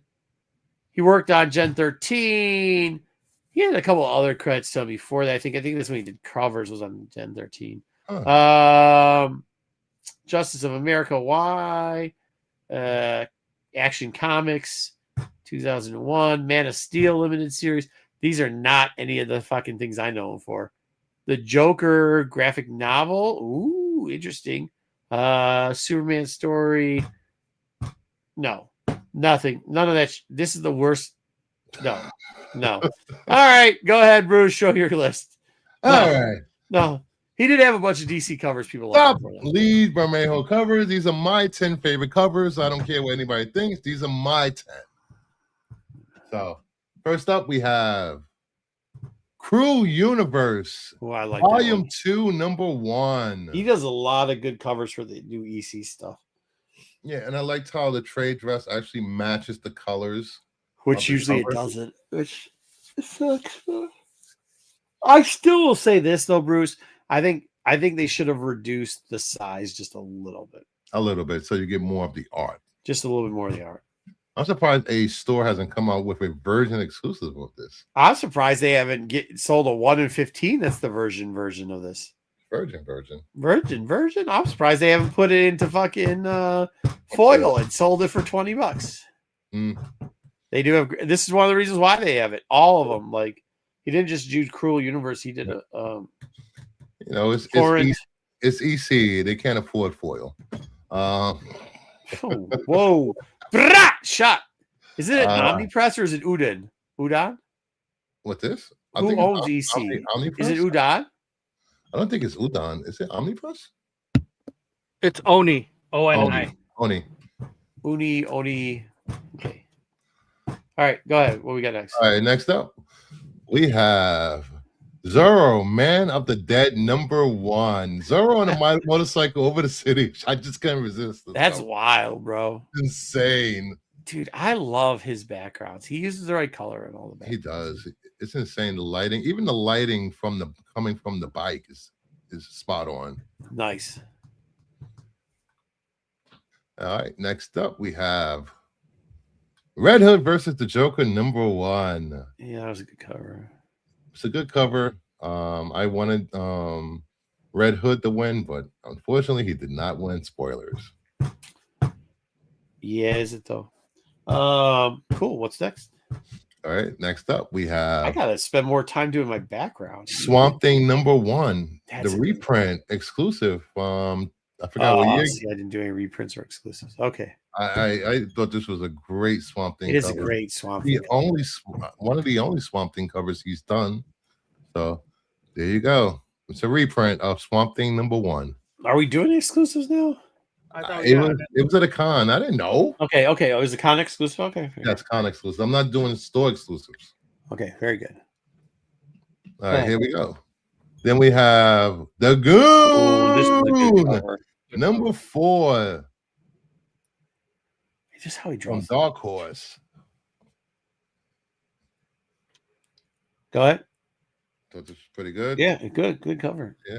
And then we have Joker, the Man Who Laughed, number 7. I like this cover. He does a good Joker. He really does a good Joker. And then after that, well, we got 4 more. He had like 6 or 7 covers in this series, and 5 of them were solid. He had a what was it, 2020 run on Detective Comics, like 12 or 13 covers. He did, dude. But in this one, there was the one where the Joker had the faces. I didn't choose it, I don't think, but he had the faces on the thing, and you can see like the glue gun on the side table, and you can't see the Joker's face, and he's got all these different faces for the Joker. Yeah, I'm kind of ticked now I didn't put it in there because it's a really good cover. Yeah. And most of these, by the way, mind you, you can get of the Joker. What the hell's the name of the series? The Man Who Stopped Laughing. You could get them graded in 9/8 for like 40 bucks a piece, which, because the covers are so good, might be an option for you people. Go ahead. What's next? All right, then we have A Vicious Circle number 3, the 1 in 10. This was one of those. The only thing I hated about this is the circle on it. I know. It's so good. Dude, so good, but the circle sucks, man. The circle sucks. This is from that. What was it? What was that creative owned company that went under? I think. Are they still making books? Not AWA, was it? No, it's it was the oversized books. Yeah, from Amazon. I think they went over to Amazon and started creating their own comics. I can't remember. I forgot. All right, then we have. No, this is Boom. Batman. Yeah, oh, it was Boom. Oh, I thought that was Batman Gargoyle of Gotham number 4. He just tried to do Jim Lee.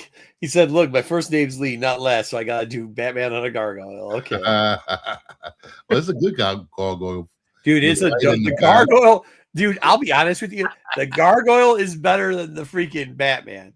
Yeah, it is. It really is. Like,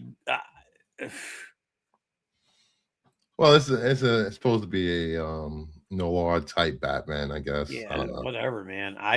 Just the detail. I think that's what makes his covers great. Isn't just the fronts, but the details that he puts into some of the backgrounds. All right, what do we got next? And then we have the Deviant number 1, the 1 in 100. Damn you, Santa. Trade dress. And finally, and the last book on my list, this was a Bermejo C2E2. Okay, what do we got? We have Wonder Woman Black and Gold number 6. I didn't like any of the black and gold stuff.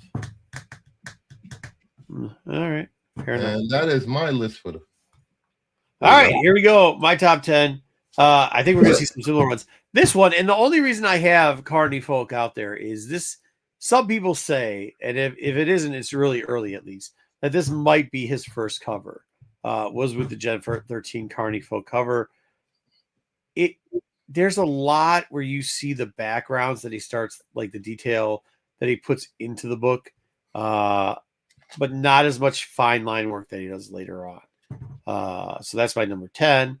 Number 9, of course, I had to add a little bit of Star Wars in there. He did a couple covers for Star Wars, including the Vader, like the cover on the flip book, which is also original book. And this cover, mind you, for Tales 22 also shows up in the toy. Like, it's one of the backgrounds for like the twin set toys that they have too. I really liked it. I thought it was cool. So does the comic come with that toy too? Yeah, so like the comic does. It's not 22 there. I think it's like 12. Because they changed the number. It doesn't have Dark Horse on it. So like if you see a one that doesn't have a UPC, it's not like it is special, but it's not special. It comes with a toy in it. It's just the comic out of a toy pack. Once again, that one's a little cleaner because it doesn't have the UPC. Still, either way, I thought it was pretty cool. I've always liked this one. I like anything with a brick wall. I told you that earlier. The Daredevil, I think he does a great job with Daredevil. This is Daredevil number 15, a 1 in 25. Mind you, too, you can get this pretty inexpensive. And I think that's something about him altogether. Like even his variants. Thank you for the brick wall. Even his variants do pretty well, like are pretty affordable at this time. You see more and more people putting together their collections of his stuff, especially after like there was a huge run where he did DC, as Bruce kind of mentioned, and people were very disappointed when he left. Was it Action or was it what was it? Was it Action Detective. or was it Batman? Detective. Yeah. When he left Tech.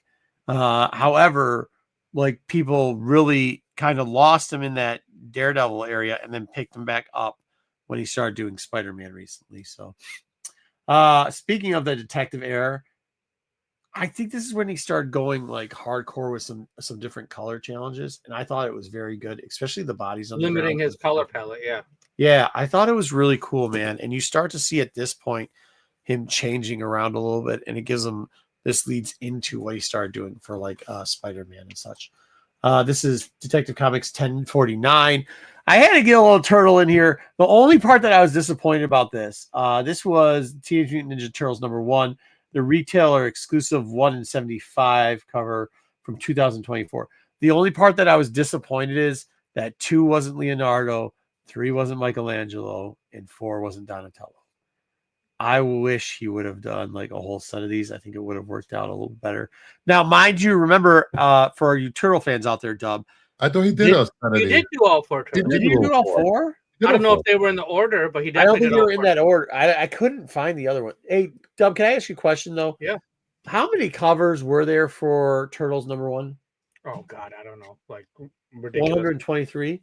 It wasn't 2 that he did one of these covers for, though, was it? I'm looking right now. Go I look know it he up. did all. I've seen all 4 turtles because I didn't pick Yeah. one because it was 4. I didn't think it was in 2 because I think I went to, or maybe somebody bought it out of 2. Maybe it wasn't a ratio. Yeah. They all were 1 in 75s. Oh, they must have got it. Well, they didn't have it at my LCS, so they must not have bought into the. What was the ratio number on the 2? Was it number 2? There was 1, 2, 3, 4. So 2. What was the ratio on 2? A 1 in 75. Oh, maybe that's why. And then issue 5 was all of the turtles together with Casey Jones. Yeah. Here we go. G.I. Joe number 1. I really like reflection covers. I like it when they do it with Boba Fett and Jango Fett. In the using the metallic for it. We remember when this came out. This was one of the covers that I liked as a variant. This is for G.I. Joe 1, this last one in 2024, when they kind of refigured out how they were going to do it. This is kind of, I think this is overlooked a little bit. The Daredevil number 8 that came out in 2012. It kind of gave us the future of what he was going to do with Spider-Man. Now it was earlier on before he started doing this run of Spider-Man that he did, but I think you start to get the basis. It's not fully flushed out, but I kind of like that sometimes about artists is when you see like their earlier works and stuff and how it develops later on. What can we say? Oh, I should have switched up. I wish we would look at each other's thing because I really went, I think it's 5. I think 5 has the cover of the faces where he has his different faces and you're looking at them, they're pinned to the wall. You see the back of his head. You see the glue gun on the right. Sorry, just remembering off. And I was kind of in there. 5 is a good one. 7's a good one. And then I think somewhere around 2 or 3, he's got to go to 1, 2. The one that I really liked about this is you get gas in the front and fire in the back. And the reflections that he does of the fire and the lights, like you see in a lot of his work now, I think really speaks to it. I will say out of like the 9 covers or whatever he did in here, I can't remember how long the series went. I know that I think shortly after 7, he stopped doing this. There was one where I was like, he was trying something, but it didn't work out. But for the majority, if you can find this series, they got some great covers on it. Absolutely great covers on it. I know it's newer. 2021. But he did do the Marvel. He did a Marvel covers. Once again, it's the same thing with the Joker cover, right? Like I really enjoy his reflection points. Yeah, that he does. In the shadow, yeah. Yeah. Yep. This was a 1 in 25. And then finally, I don't know why I love this cover so much, but it was my easy number one. Like I said, Tech had some great covers.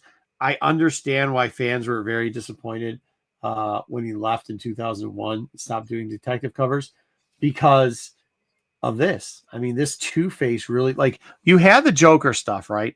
And you had some Batman covers. I'll say, like, there's one where it looks like Robin's trying to show Batman his taint and stuff like that. Kind of weird.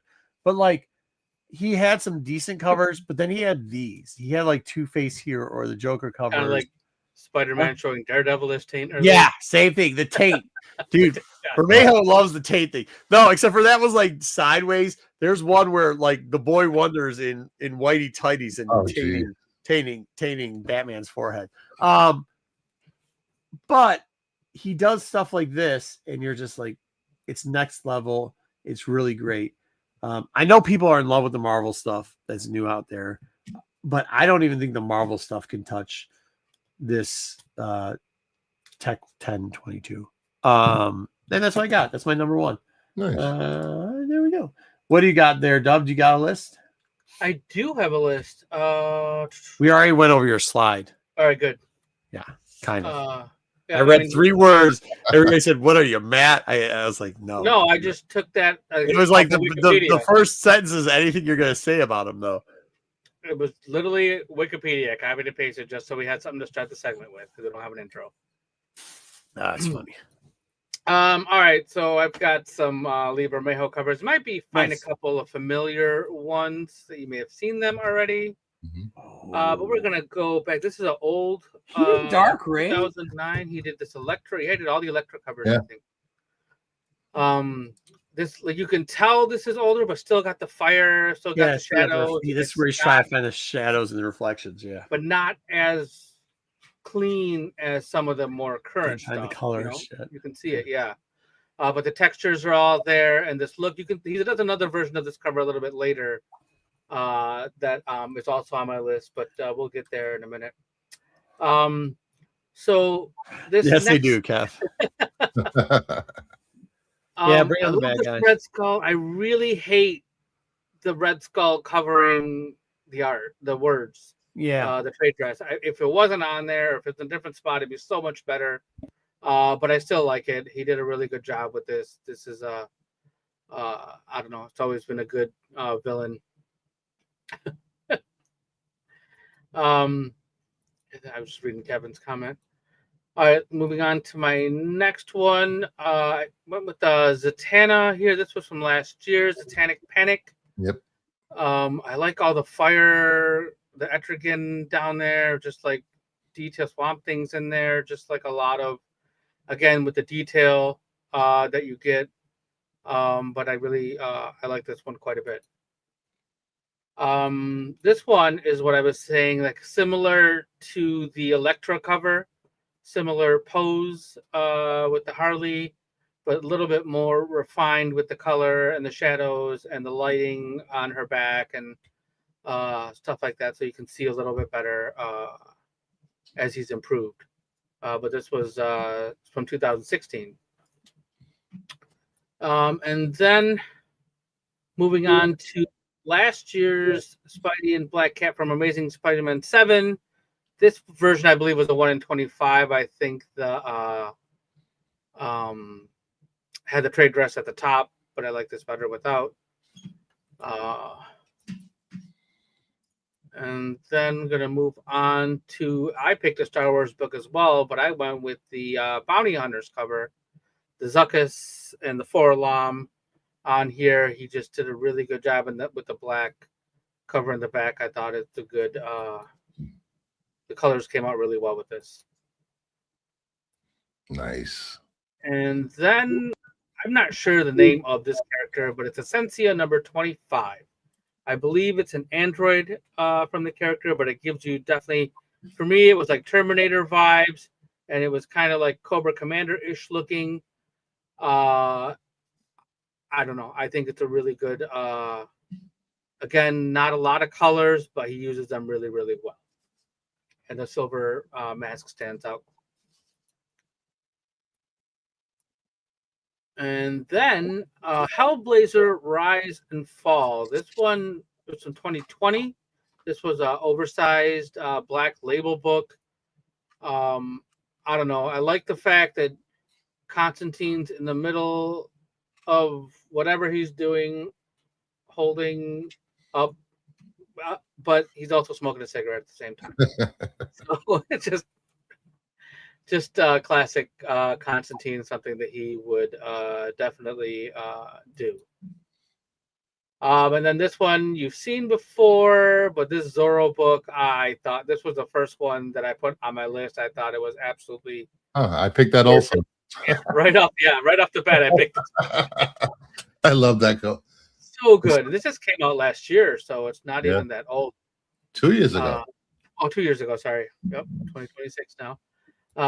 This came out 2 years ago. This was really well done. You can still probably find this book pretty cheap out there as well. And then my favorite cover was this Katana. Oh, I love it. Katana. So good. Other than that rebirth thing up at the top, this cover is like almost like perfectly done with the reflection and the sword and I don't know. The detail in it is so really good. Shininess on the clothing and then the pale. Yeah, just so well done. Good use of covers. Yeah. Colors and and then then I have my beautiful slide at the very end, just to in case anybody didn't get to see it at the beginning. Nice. Nice. All right. And that, we had news?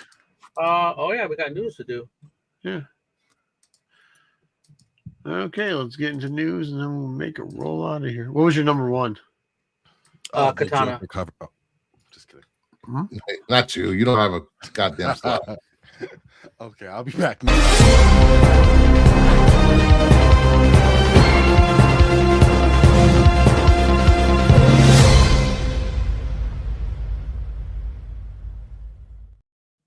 Dude, I thought he left. I thought he was like, I'll be back next week and just took off. Oh, that's hilarious. All right, what do we got? So we are going to talk about, again, we have to start with a bit of a sad story. This happened like right after we all talked last week. We lost Catherine O'Hara last week, and I mean, if you haven't seen her in a movie, the Home Alone. Okay. And Babe. Home Alone. She was in Last of Us. She was in Schitt's Creek. She was in Best in Show. She was in Best in Show? Yeah, she was in a bunch of those guest movies. Oh, she's Beetlejuice too. She's the mom in Beetlejuice. Mighty Wind and the Beetlejuice sequel. Oh, the sequel, not the original. Both. She was in both. Oh, she's in both. Okay. Yep. I don't think I've ever seen. She's been in a ton of stuff, TV shows and movies, and just so much stuff. And it was sad. Was she the other announcer in Best of Show? No, she was one of the contestants. I guess. Oh, okay. Okay. Yeah.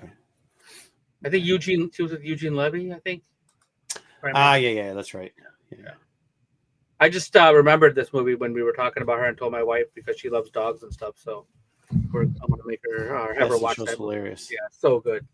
Even doesn't matter what it was about. It's so good. All right, let's move on a little bit to the box office report. Was there a box office? There was a box office this last week, and it was Sam Raimi took the number one spot with Send Help. And the other movie that did really good was something by a guy named Markiplier. I'm sorry, I don't know who that is, but apparently he's a YouTuber who spent a bunch of money and did his own movie and started his movie, and it made $17.8 million. What's his name? Markiplier. His real name is Mark Fishback. But Markiplier is his online persona. You mean I didn't a know movie about a Disney. hooker named Mel didn't do good? I didn't know Disney was in charge of this one. Send Help? Yeah.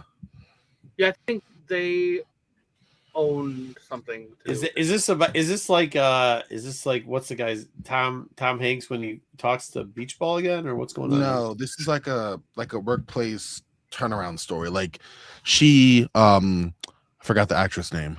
McAdams, Rachel McAdams. She's been like kind of bullied and like treated like crap from this guy on the left. And they go on a business trip where she's trying to fight for a job that he has already promised to somebody else.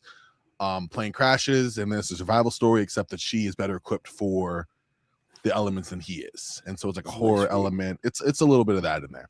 It looks good. I really wanted to see. I just haven't had time. But I'm gonna try to see it. Wasn't there a show already about a lady? Didn't a ship crash and like the lady was like the kitchen help, and they're like, Titanic to feed us, and she was Titanic. like, no, she's like, Lost. I did the fishing and I did the cooking, and It's kind of like that. It's a horror element there. So as now well. I'm the boss. It's kind of a dark comedy too. It's a few I think you different watched things. a Instagram reel. I did. That was an Instagram reel. Yeah, I think it was. But it's it been was. looking really good. The reviews have been cool. Somebody made a movie off of an Instagram reel. Well, this is the world. Oh, I was talking about Send Help. I'm sorry, my fault. Yeah, that's why I was too. Yep. Oh no, I don't think. Yeah. Anyway. All right. Fair enough. All right, let's move on to Zootopia still doing almost 6. still on there. Yeah. We are getting a movie Why? based on Tecmo Bowl. What? Is it just gonna be Bo Jackson running around to the end zone and then running back? Hut. Yeah. So this is going to be done by a studio called Tongal, and they're the one that they're doing it like creator based. They have like a community of people. Who gives a And shit? they take bids based on stuff, not bids, but the submission. So you can submit, like if you do something, animation, whatever.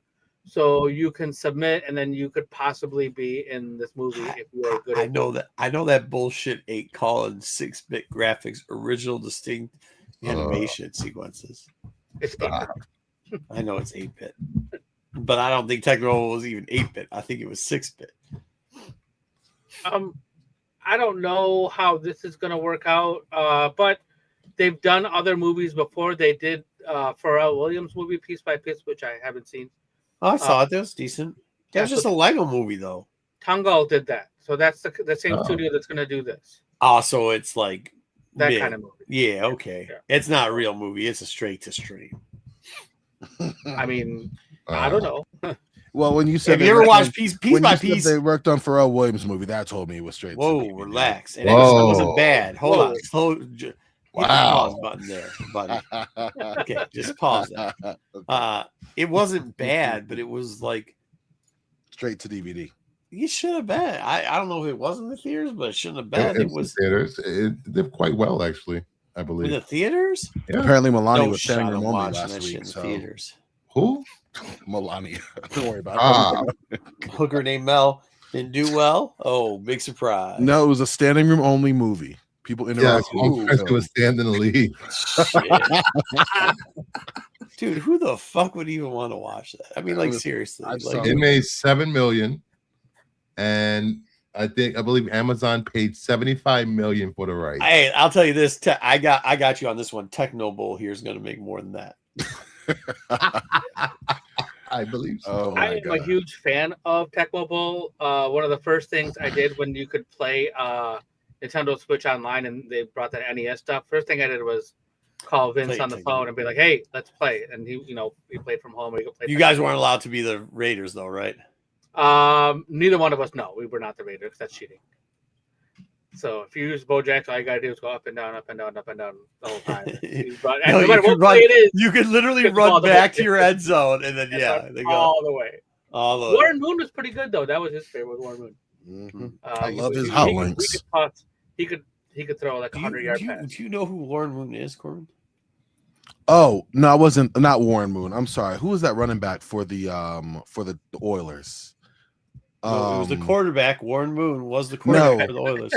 No, I ate his hot links. What? I had his hot links. What? Wait, No. no, it's not. Wow. What are we doing? Earl Campbell. Oh, Earl Campbell. His hot links are good, man. Let me tell you. What? He makes hot. Stop. No. I'm so confused. He makes hot sausages. Like Earl Campbell makes sausages? Hot sausages, like hot links. Yes, and they're really good. Earl Campbell sausage. I don't know. Wolfing them down. It's good that he's still making, I don't think Earl Campbell's with us anymore, to be honest with you. I think he is. He's still serving his hot links. Yeah, Yep, but he's you 70. think that about everybody, so I can't believe He's 70. He's still alive. Let me see if he still does hot links. Yep, he does. It does. If you go to the Googles, it says Earl Campbell sausages. I'm going to send it in there now. You got to try them. His sausages are good. No way. Holy shit. You can't be eating these. It's 250 calories for one small hot dog, one glizzy. It's a big glizzy, too. It's good. Oh! No, shit. No, it's not. Don't take. It's good. Like, I know I came off wrong. Anyway, whatever. He's got... Anyways, like I don't know Warren Moon. Gas station. No, it's a premium product, yo. Let me tell you. You get that and some eggs scrambled up. Oh my god, the picture is good money in for them itself glizzies. is amazing. Yeah, fully cooked hot links. Mm-hmm. Heat them and eat them. Anyway, yeah. All right, we're gonna move on. I am so confused. Well, dude, I'm confused how he knew that Warren Moon and Earl Campbell were on the same fucking team before he was born. Oh, I only knew him from the hot links. I didn't know they played. Wow, that's The glizzies. He said Warren Moon. You said I don't know why Campbell. I thought Earl Campbell. I don't know why I thought Earl Campbell. They played on the same fucking team. Oh, okay. Well, one makes hot links and one doesn't, so I didn't realize it. I'm sorry. Oh, jeez. Okay, it Do you doesn't know matter. who Warren Moon is? QB. Yeah, for the NFL. No, he played for the Oilers, but I don't know for the when. Minnesota Vikings. Yes. Oh, he did. Okay, did he play with Earl Campbell? He must have. He had to. Yeah, they're expensive, but they're good. They're worth it, man. I can't afford them now. Anyways, what? So these are Read some the comments. tins. They're popcorn buckets celebrating DC's 90th anniversary. They will include a lanyard, and they feature classic cover art. So they have all these different covers. There's an action one. There's a Superman one, Showcase 4, and they're metal. And if you are a fan of popcorn buckets and or metal replicas of DC Comics, this is going to be for you. $21. Available at AMC.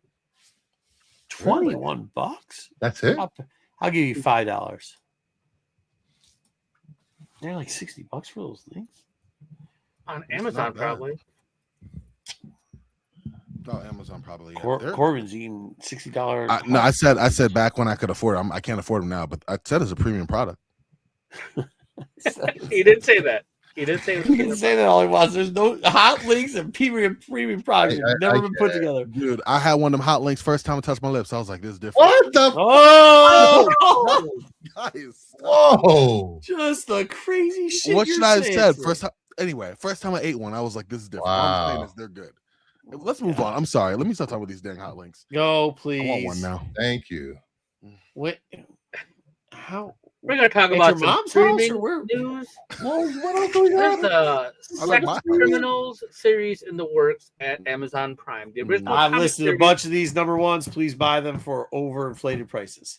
It's the third time this thing's been optioned. Let's go. Fraction and Chip Zdarsky. These. You know how stupid this story is, by the way? No, tell us. It's stupid. All right. So go ahead. So this couple meets each other. They have sex and realize when they orgasm, they stop time. Yes. So they decide to use this power to rob banks because the girl works in the bank. Yeah. And so they rob banks and then they can make a lot of money. But then, and lo and behold, the they're not longest who can do the that. longest run of polybag adult only covers to ever come out in the comic book store is this. I have two I don't of know them. if that's true. The Money Shot still comes out. Money Shot. Yeah. Sex And- Criminal came out for like 5 years, though. I mean, Oh, It was wow. what 70 issues? yeah, there was and a they were shit all ton of issues in polybag? it. No, there's a lot of Wow. them, though. There's Wow. a lot. There was a lot. Kumail Nanjiani is Yeah, the the time star. clap. That's exactly what it was. They're giving each other every time they gave each other an STD. Time stop. Oh my God, Kevin. I thought that was Beauty, the STD. Ooh, Wasn't that Beauty? Yeah, that is. Yeah, Beauty That is the STD Beauty. one. Yeah. I All just couldn't get into this book. Yeah, I think you just don't like Matt Fraction. I got some of the Scotty. Don't like Maybe. his Batman. Yeah, probably not. Yeah. Maybe. Apple has had a little event this last week, and they gave a bunch of updates on some things, and they gave us some Ooh. pictures of the Matchbox movie. We heard about this before, but so this is a direct to streaming, so that's positive. But John Cena, Jessica positive. Biel, it is because who's going to go see a Matchbox movie in a You theater? can't see it in the movie theaters. Right, you can't. I don't know. They put that Melania movie in the fucking All right, theaters. so That's I will good say shit. that this was an intelligent choice to take it direct to streaming. I agree. So What else is in that this? way- It's John Cena, Jessica Biel, Sam Jessica Richardson. Biel, she's still alive. Sam's in this one. Sam Richardson, yes. That's Sam Richardson's Saturday Nights. Wow. Okay. And Tiana Paris. People cashing checks. Tiana Paris. John What? Cena said Peacemaker money, DC money ain't enough money. Oh, This looks bad already. So it's supposed to be like an action movie kind of thing. Yeah. So it could have good. Bootleg fucking fast it's car, probably Fast and better- Furious. Gotta be better than that, right? What? Is that better than Fast and Furious? I don't, dude. This can't. Look at this. Anything is better than Fast. and Look at this. No, look at this. This does not look better than Fast and Furious. This looks like a hot mess. How can you say it's a hot mess by 3 screenshots? Because the screenshots together, one's John Cena in a suit, fast walking in the middle of an expressway, and Okay. the other one, huh? Yeah. It's something he Heel- did every week on heel wrestling. toe. He Uh, runs to the ring every week. yeah, I don't know if he's running there. Oh, Yeah, this doesn't look great. Yeah, I have to wait for a trailer. yeah. Let's see a trailer before we Yeah. decide that it's going to be trash. It's gonna be trash. We can see him. We can see him heel toeing. Yes. All right. Next. In other Apple news, we're getting Cape Fear, the series. Huh? So they're making a remake of the book. So, yeah. What was that so about it's gonna be- again? Well, this one is going to be about 2 attorneys who are in danger after a serial killer that they put in prison escapes and comes after them. Did this not have what's his name in it? Morgan Freeman. I thought it was. Wasn't it Cape Fear like remade twice? I mean, once or twice? The movie? I think there's been 2 movies. One was in the 90s ish, I think, and then one was way before that. I think that's the one I watched. Let me look it up. Yeah, I want to say Yeah. somebody big was in there, like. De Yeah, like Niro Morgan or- Freeman, uh, motherfucker. No, it was Oh, I want to say De De Niro? Niro, but I don't know. De Niro. I think it Niro. was De Niro. It was Played De the- Niro. Played the creepy old man. Yeah, thanks, Kevin. Yeah, it was De Niro. It was De Niro. But yeah, that's what it was. Okay, yeah. I got and that screwed then up with a different '90s movie. we got a trailer for Monarch: Legacy of Monsters Hey. season 2. Oh, so good. Look And then good. when I saw this trailer, I was like, man, I really need to go back and watch season 1 because I didn't see it. Season So 1 was good. this looked amazing, this trailer. I want to see this whole series. The number It of looked- guys, the number of things that were happening in it just looked awesome. It looked better than the last 2 Godzilla movies. You better watch yourself. Whoa, Godzilla I'm Minus serious. 1 was fantastic. What Nah, are it was you all right. talking about? It was all right. Did was the woman who is in this movie, was she, what else has she been in? I feel like I recognize her from somewhere. I can look it up, I guess. On the Asian woman? Yeah. I'm not sure. Yeah, she looked familiar to me, but I couldn't tell. I didn't have time to look it up. But yeah, so that's this is coming out on February 27th on Apple TV, which also has a show called Pluribus on it that I still need to see, but I've heard that's Pluribus? Pluribus, yeah, by Vince Gilligan. Yeah, the Gilligan's Island. Yep. Yeah, the one who did Breaking Bad and Better Call Saul. Okay, well that sounds good. All right, let's talk about some comics. Ooh. Oh, are you talking about the Doctor? Wasn't she? Who she plays? Hold on, I'm looking right now. She was in Tokyo Vice. Good book, by the way. Read the book. A lot better than the TV show. Oni Press has signed an exclusive deal with Penguin Random House, so they will no longer, as of August 1st, they will no longer be distributed by Lunar. They're moving their comics and their books to directly from Penguin Random House. Okay. So consolidating their service. Oni Press does things like the EC Revival. They do a book called High Strangeness, upcoming Fort Psycho, and then Dwellings, which got really hot for those weird looking covers for a little while. Do you think it's because of the other stuff that they do and they think they can get into bookstores with their TPBs? That's what you think it's well, they were distributed by Simon and Schuster for their TPBs, but now they're all they're gonna maybe they got a better deal. Under one deal, yeah, all together in one spot. Yep, exactly. Yeah. But they've got some decent writer. They got some decent creators there, like writers and artists that are doing some pretty. Yeah, they own the EC stuff. It's going pretty well. That's going really well. And that High Strangeness had some great covers. We've talked about some of those covers before. Yeah, for sure. I haven't read the book, but I mean, it's definitely it looks good for sure. Let's move on. So we talked last week about the Swamp Thing coming in with the last 4 issues of Rick Veitch's run. So DC is now giving away the whole Rick Veitch story on their digital service, like 32 issues of Swamp Thing. There's Hellblazer issues in there and some other one-offs from the stuff came out between 1987 and 1990. So you can go back if you have the service and read that whole story to get ready. Vertigo was only 3 years? No. The Swamp Thing stuff by Rick Veitch was only 3 years. Oh, okay. Vertigo started in 90. I'm glad DC is starting to do this. I hope other publishers do this because manga's been doing this for years. They put out volumes for free for the readers. I mean, it's Marvel ain't never gonna do it because they make a shit ton of money off of those. Yeah, they just had a webtoon deal, so they're trying to make money off it. Yeah. But I mean, DC makes money off it too. This is if you subscribe to their service that you get this. Oh, that's it. This is on DC Unlimited Universe Infinite app. DC there you go. That's the whole. Never mind. Good job. Way to sell that take one, that Brucey. back. Oh, Brucey. All right. So yeah.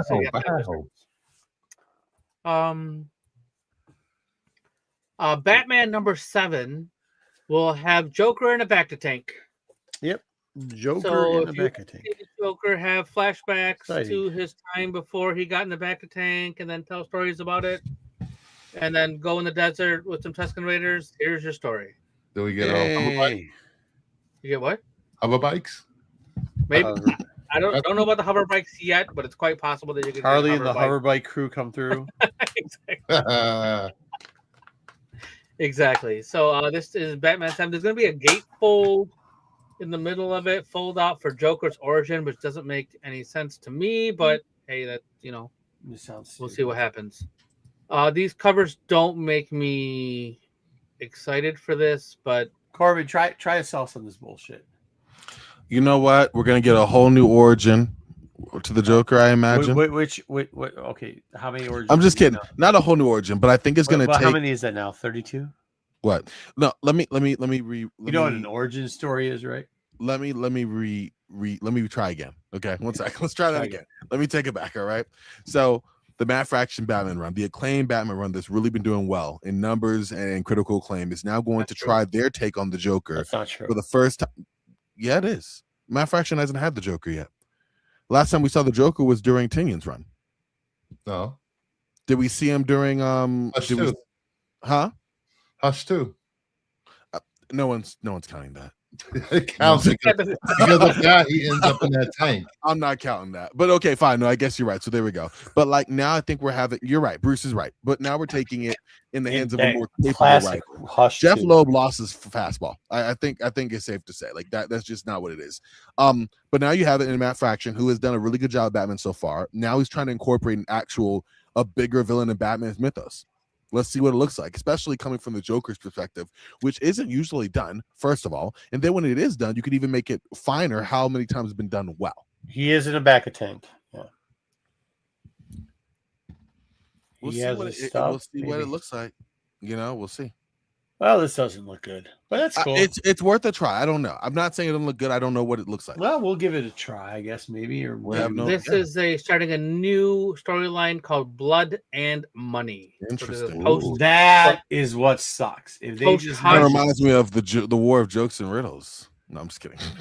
Just dumb. This is post KO and post Hush. I'm guessing, right? It looks like a character that showed up. DK. It looks like a character that showed up a lot this week in Absolute Superman. All right.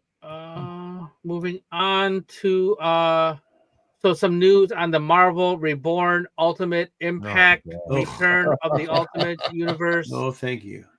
Yep. So Miles is running around trying to find the origin boxes, and so they can find Joker's origin story again for the 800th time.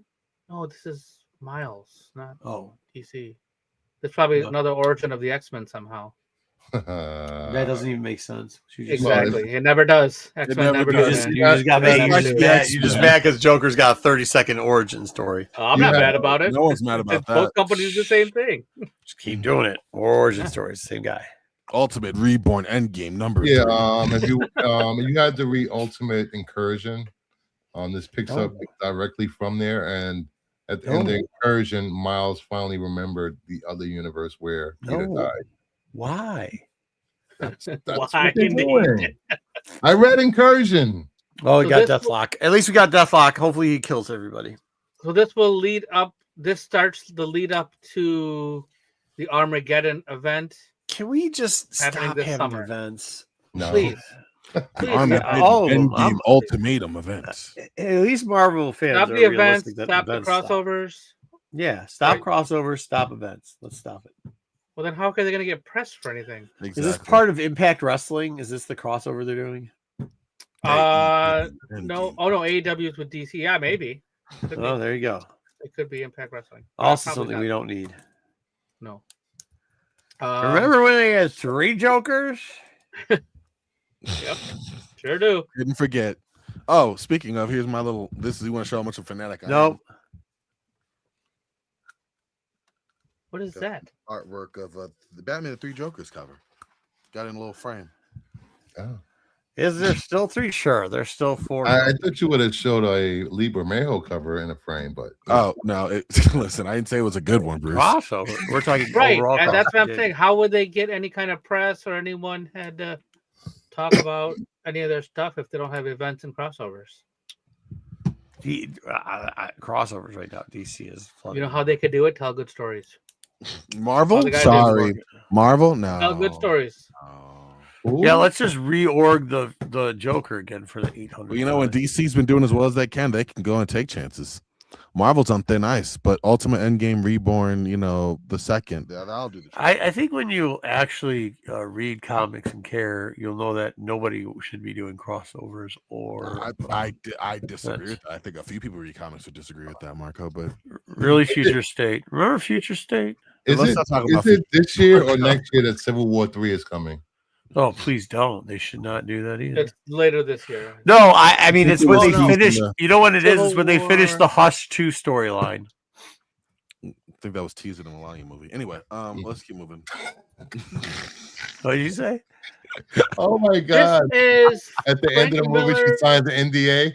She signed for Hush 2. Oh yeah. Dude, is Hush 2 finished yet? No. No. Okay. This is the cover. Crossovers. We're talking Speaking of about crossover, here's a crossover. Spider-Man, Superman crossover, and this is Frank Miller's cover. This is probably the best Frank Miller cover we've seen in 20 years, but it's still not good. This isn't bad. How are Spidey and Supes like both balancing on? That's Superman. Batman. Remember, like in the 80s, you had those cubic drawing. That was Gorilla Grodd. Advertisements for the drawing class. Steel, isn't it? Gorilla Grodd with the spit curl. Yeah. Hey, remember in like the 80s, you used to have like the Kubrick drawing school, and they'd show you like one, like here, draw circles, here, draw squares, and then eventually, like in panel 15, you'd have a character. This looks like panel 2, and they just colored it in. Hey, look, this is. I don't know how Frank Miller fans out there defending this art. I don't get it, but because it's his best art he's had in years. I know. Wow, just wow. Yep. Instant classic. Also, too, why are we doing this? Instant classic. Is this going to be a 1 in 500? I don't know. I didn't see. There was a lot of covers that were shown for this. We didn't. We can talk about those later. Mm-hmm. But we are going to talk about. Why are we doing Spider-Man and Superman together too? That doesn't make any sense. Because Batman Deadpool did so well. I hate that they're doing this. 10 that's Starscream. It 10 sucks. covers. It sucks. But that's Starscream. Which one? The third one? The third one, Dustin. Yeah. Yeah. Is that his? Yeah. I really hate that they did that because that's. Didn't they do this for Void Rivals? They did, yeah, and Transformers 1. So this is Transformers number 2. Oh, this is 2. Issue 2 is going to a 10th print. Well, under Corbin's rule, you can add all these together, all the copies of every print ever, and everything else, and call it sold copies for Transformer number 2. So don't do that. Kevin, that's Laserbeak. Laserbeak. Yeah. Mm-hmm. So that one all the way on the right, I kind of like the John Amore with the Megatron. Really? Over there, I kind of like it with the Death Star in the background. What's the Death Star? Yeah, you almost got me there, bro. You almost got me there. Oh, by the way, there's 5 more because those were only the first 5. So here's 5 more covers that you can get for Transformers number 2 for the 10th printing. Why? I don't know what happened to Starscream, but that second one by Tony Fedzula, what happened to his legs? Yes. Something's not right. I don't know. Didn't finish transforming it. Yeah, maybe. Just pulled out the leg part, but then didn't put the armor around it. I mean, I don't know. Yeah, I feel a lot of these have off proportions for some of them. But hey, I like Soundwave too. That's not the best Soundwave cover I've ever seen. You know who did good Soundwave was Nakayama. Nakayama, yeah. He did a great Soundwave cover. Yeah. Mm-hmm. All right, then we have some other printings here as well. Let's talk about some DC. KO number 1 3rd printing, Night Fight 2 2nd printing, and Harlequin versus that's an ugly ass cover. 2nd printing, and also another 2nd printing. So Godtail's doing one. Ooh. Godtail is doing that. Harley versus Zatanna. Yep. Doesn't look good though. There's a lot going on in that cover. It's like Zatanna got hit and all of her magic stuff came out. Yo, pause. And then we have a few more DC 2nd printings. Oh my god. Red Hood and Joker 2nd printing, Aquaman, Superman 33, and Titans 30. None of these looked interesting to me. However, if you're into this, there's lots of options to order this stuff. Isn't the 2nd printing of Red Hood and Joker, wasn't that one of the regular? No, I don't think so. I think that's the cover. It looks like something from inside the book. Might be an interior page. Interior page. It just looks familiar. The art looks familiar. Yeah. We're getting a 3rd printing on the All-In Special number 1. 2 years and later. Then Flash. Yeah, it's like it came out a couple years ago, right? Like a while ago. Yeah. Okay. Flash 28, Yeah, this second makes printing sense. by Dan Mora, fighting Guy Gardner with a big. Well, they're fighting with swords. I do like that though. Fire sword. This and is and listen, Absolute Batman 1, good book, but this is what doesn't make sense.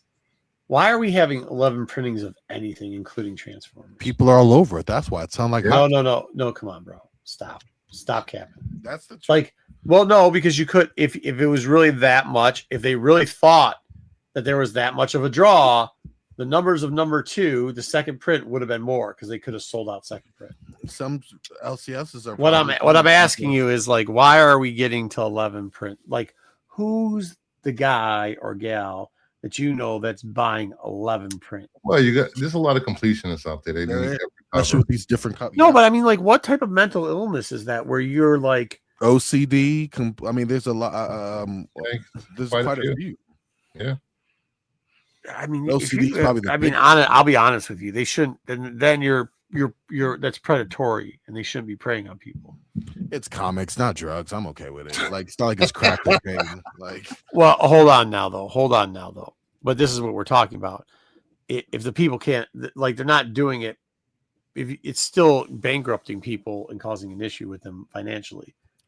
It's not spec. I mean, you could say the same with so many other things, though. Like, that's why I don't care about comic books. Like, if you don't have it, don't have it. It's $4.99. If you like, no. What I'm saying is that they're going after, like you just said, it's people who have OCD or whatever these other. I feel like those they also have quite a bit of sounds like what's that called? Quite a bit of extra money. Like, I don't feel like you're not finding the poor people around in the LCSs. Like, well, you are, because they're just picking up a quarter of their pick. You haven't been to LCS when they're trying to. I got a pay plan on my pull list. But got a Klarna on that pull list. Exactly. Yeah. There you go. You're one of them. New year on the payment plan now, but no. Yeah, you're on the payment. You're exactly what we're talking about. My LCS just started taking PayPal. I was like, PayPal? Get it however you can get it. Mm-hmm. And then we have. Well, I don't know if it's the news, but they're not charging for $12,000. Marvel later printings: Infernal Hulk 3 and Iron Man 1, again, and both of them have a 1 in 25 variant. Why? I mean, here's the thing. And Infernal Hulk's good. Don't get me wrong. We all thought it was pretty good. It surprised us all. And I get that. But how have third should be the cutoff line. Like that all in that you're doing 2 years later. Yeah, there you go. Kev, is ridiculous. This one, how have you not gone to why are we doing 125? Like, you're only going after mentally ill people at this point. But isn't that, so hold on, that all in, that one was a bit, so that was 2 years later. So isn't that what the later printings are for? Fair enough. A couple years fair later, enough. there's demand for something. Fair enough.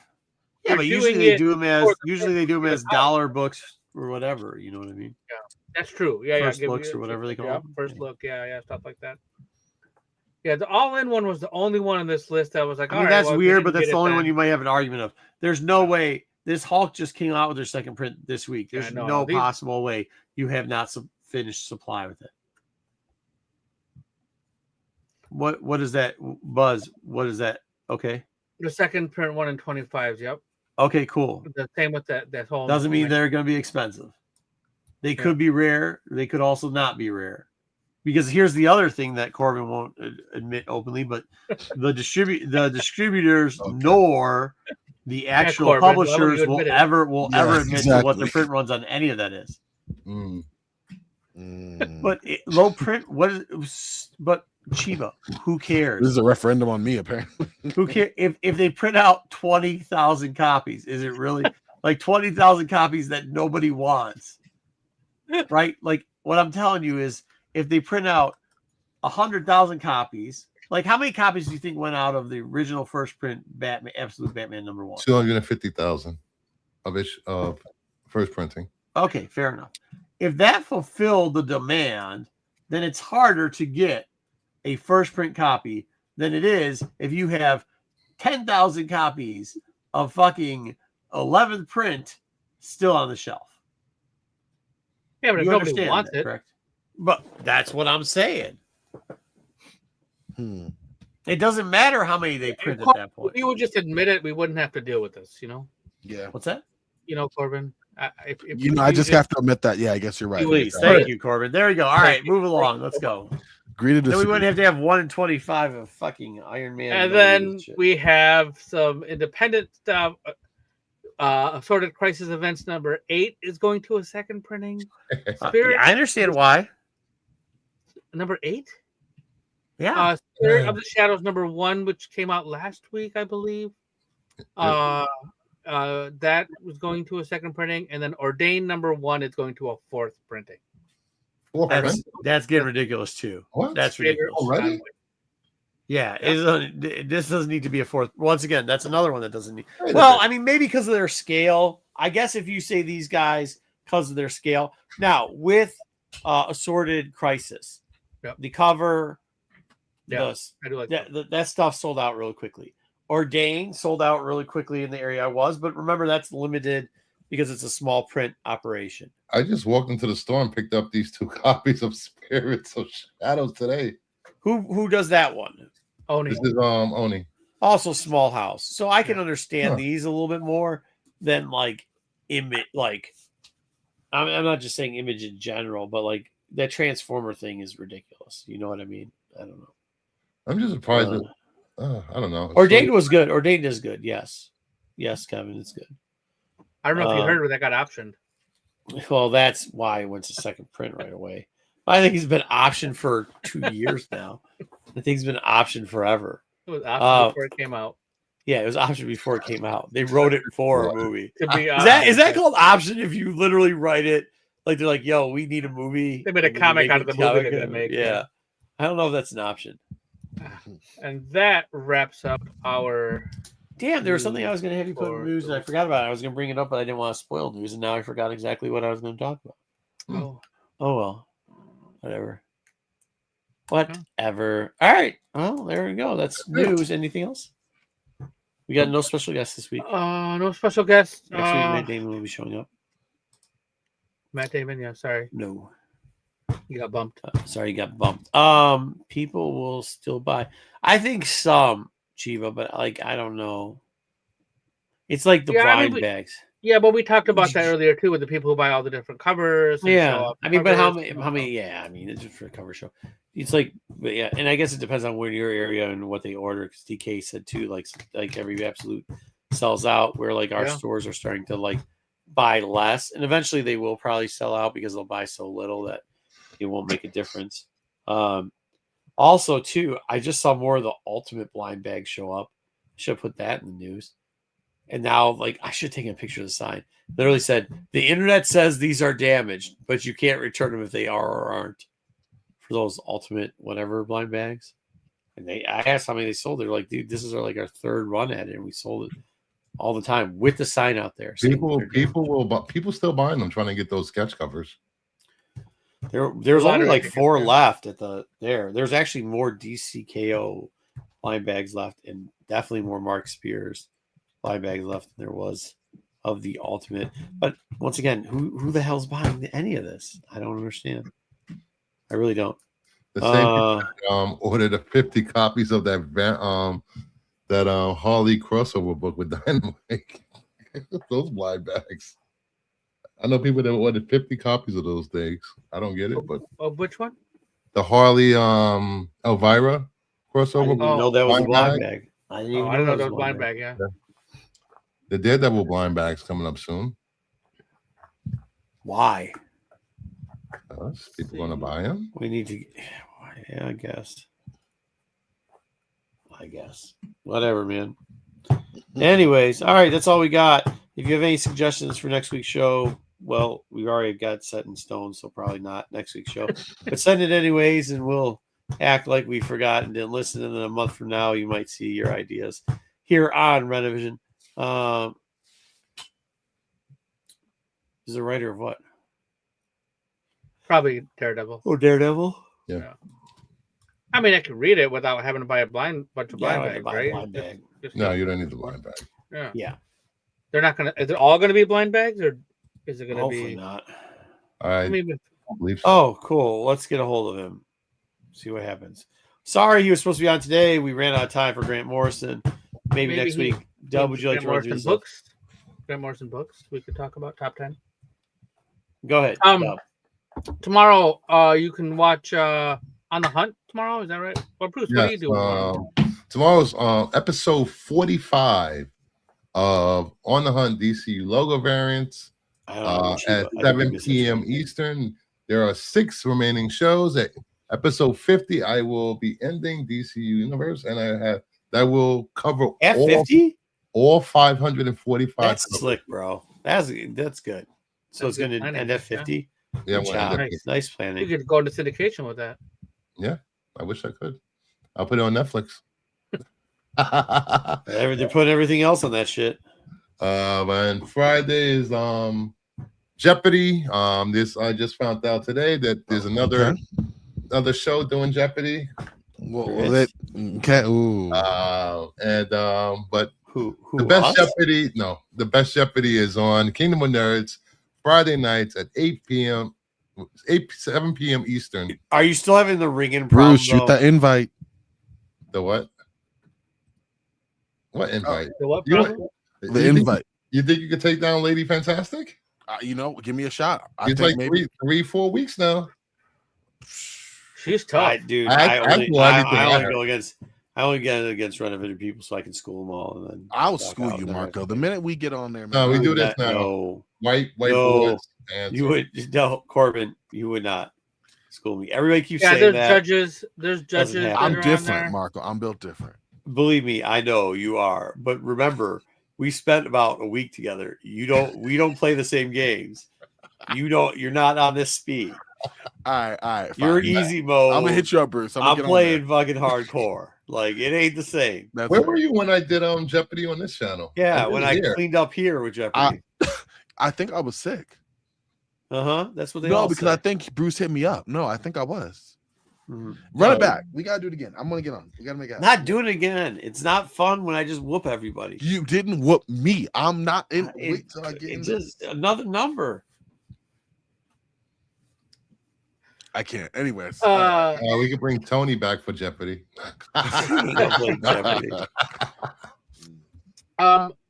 So tomorrow there's probably going to be like a sneaky keys or a dollar bin digging or something. People are dropping these videos like all over the place. So tomorrow he'll probably drop one of those. Keep an eye out for that. Friday night CBSI Hot 10 show right here on Renovision. And then also the Qualified. The boys are doing crap. I knew it and I forgot what it was. But check out all the shenanigans and debauchery happening on the Qualified on Friday night. And SNS is back. So Saturday you can check out SNS. Yeah, they were back last week. The Qualify is doing the best of FemForce. Good girl coverage. Best of FemForce. That is right. Yep. And then Sunday night it will be the return of Tales from the Dark Side. I believe Wayseeker is back from suspension this week. Hopefully. And Dom might be on the show too. So you're gonna have both Wayseeker. I think he's still paying off the tickets that he for the Cowboys game. I remember, he was working extra hours and stuff 6 months ago. Oof. Dom's back, I believe. Wayseeker's back, so see what's going on, latest and greatest in Star Wars. Kev, I challenge you and Corbin to play Scramble together and see who wins. Scramble eggs. And then Monday is Pete's Wednesday watch list. Tells you all the books coming out the following week, so check that out. And then one really quick, Tuesday nights at 9:00 is what is he called? The Doctor Who Rewind show. Yes. On Six Boys channel. Check that out. He's got a few people on there. They watch Doctor Who and then they tell you what's going on, and it's like a watch along party for Doctor Who. So they watched part 1 of an episode last week, and part 2 is this week. So you got to check it out and see how it ends. And that's our buddy Sticks. His channel's linked in the description below, as are everybody else's. And that's all I got. So and don't forget to tune into Sticks' show, because that is the most he talks all week. He does not talk on any other show. He talks in Doctor Who. talks on wrestling a little bit when he Nice. can. No, trying to talk with Dom and Matt. Yeah, that's rough. It is rough. But thank you all for hanging out. And we'll see you all next week. Oh, I gotta hit the button. Later.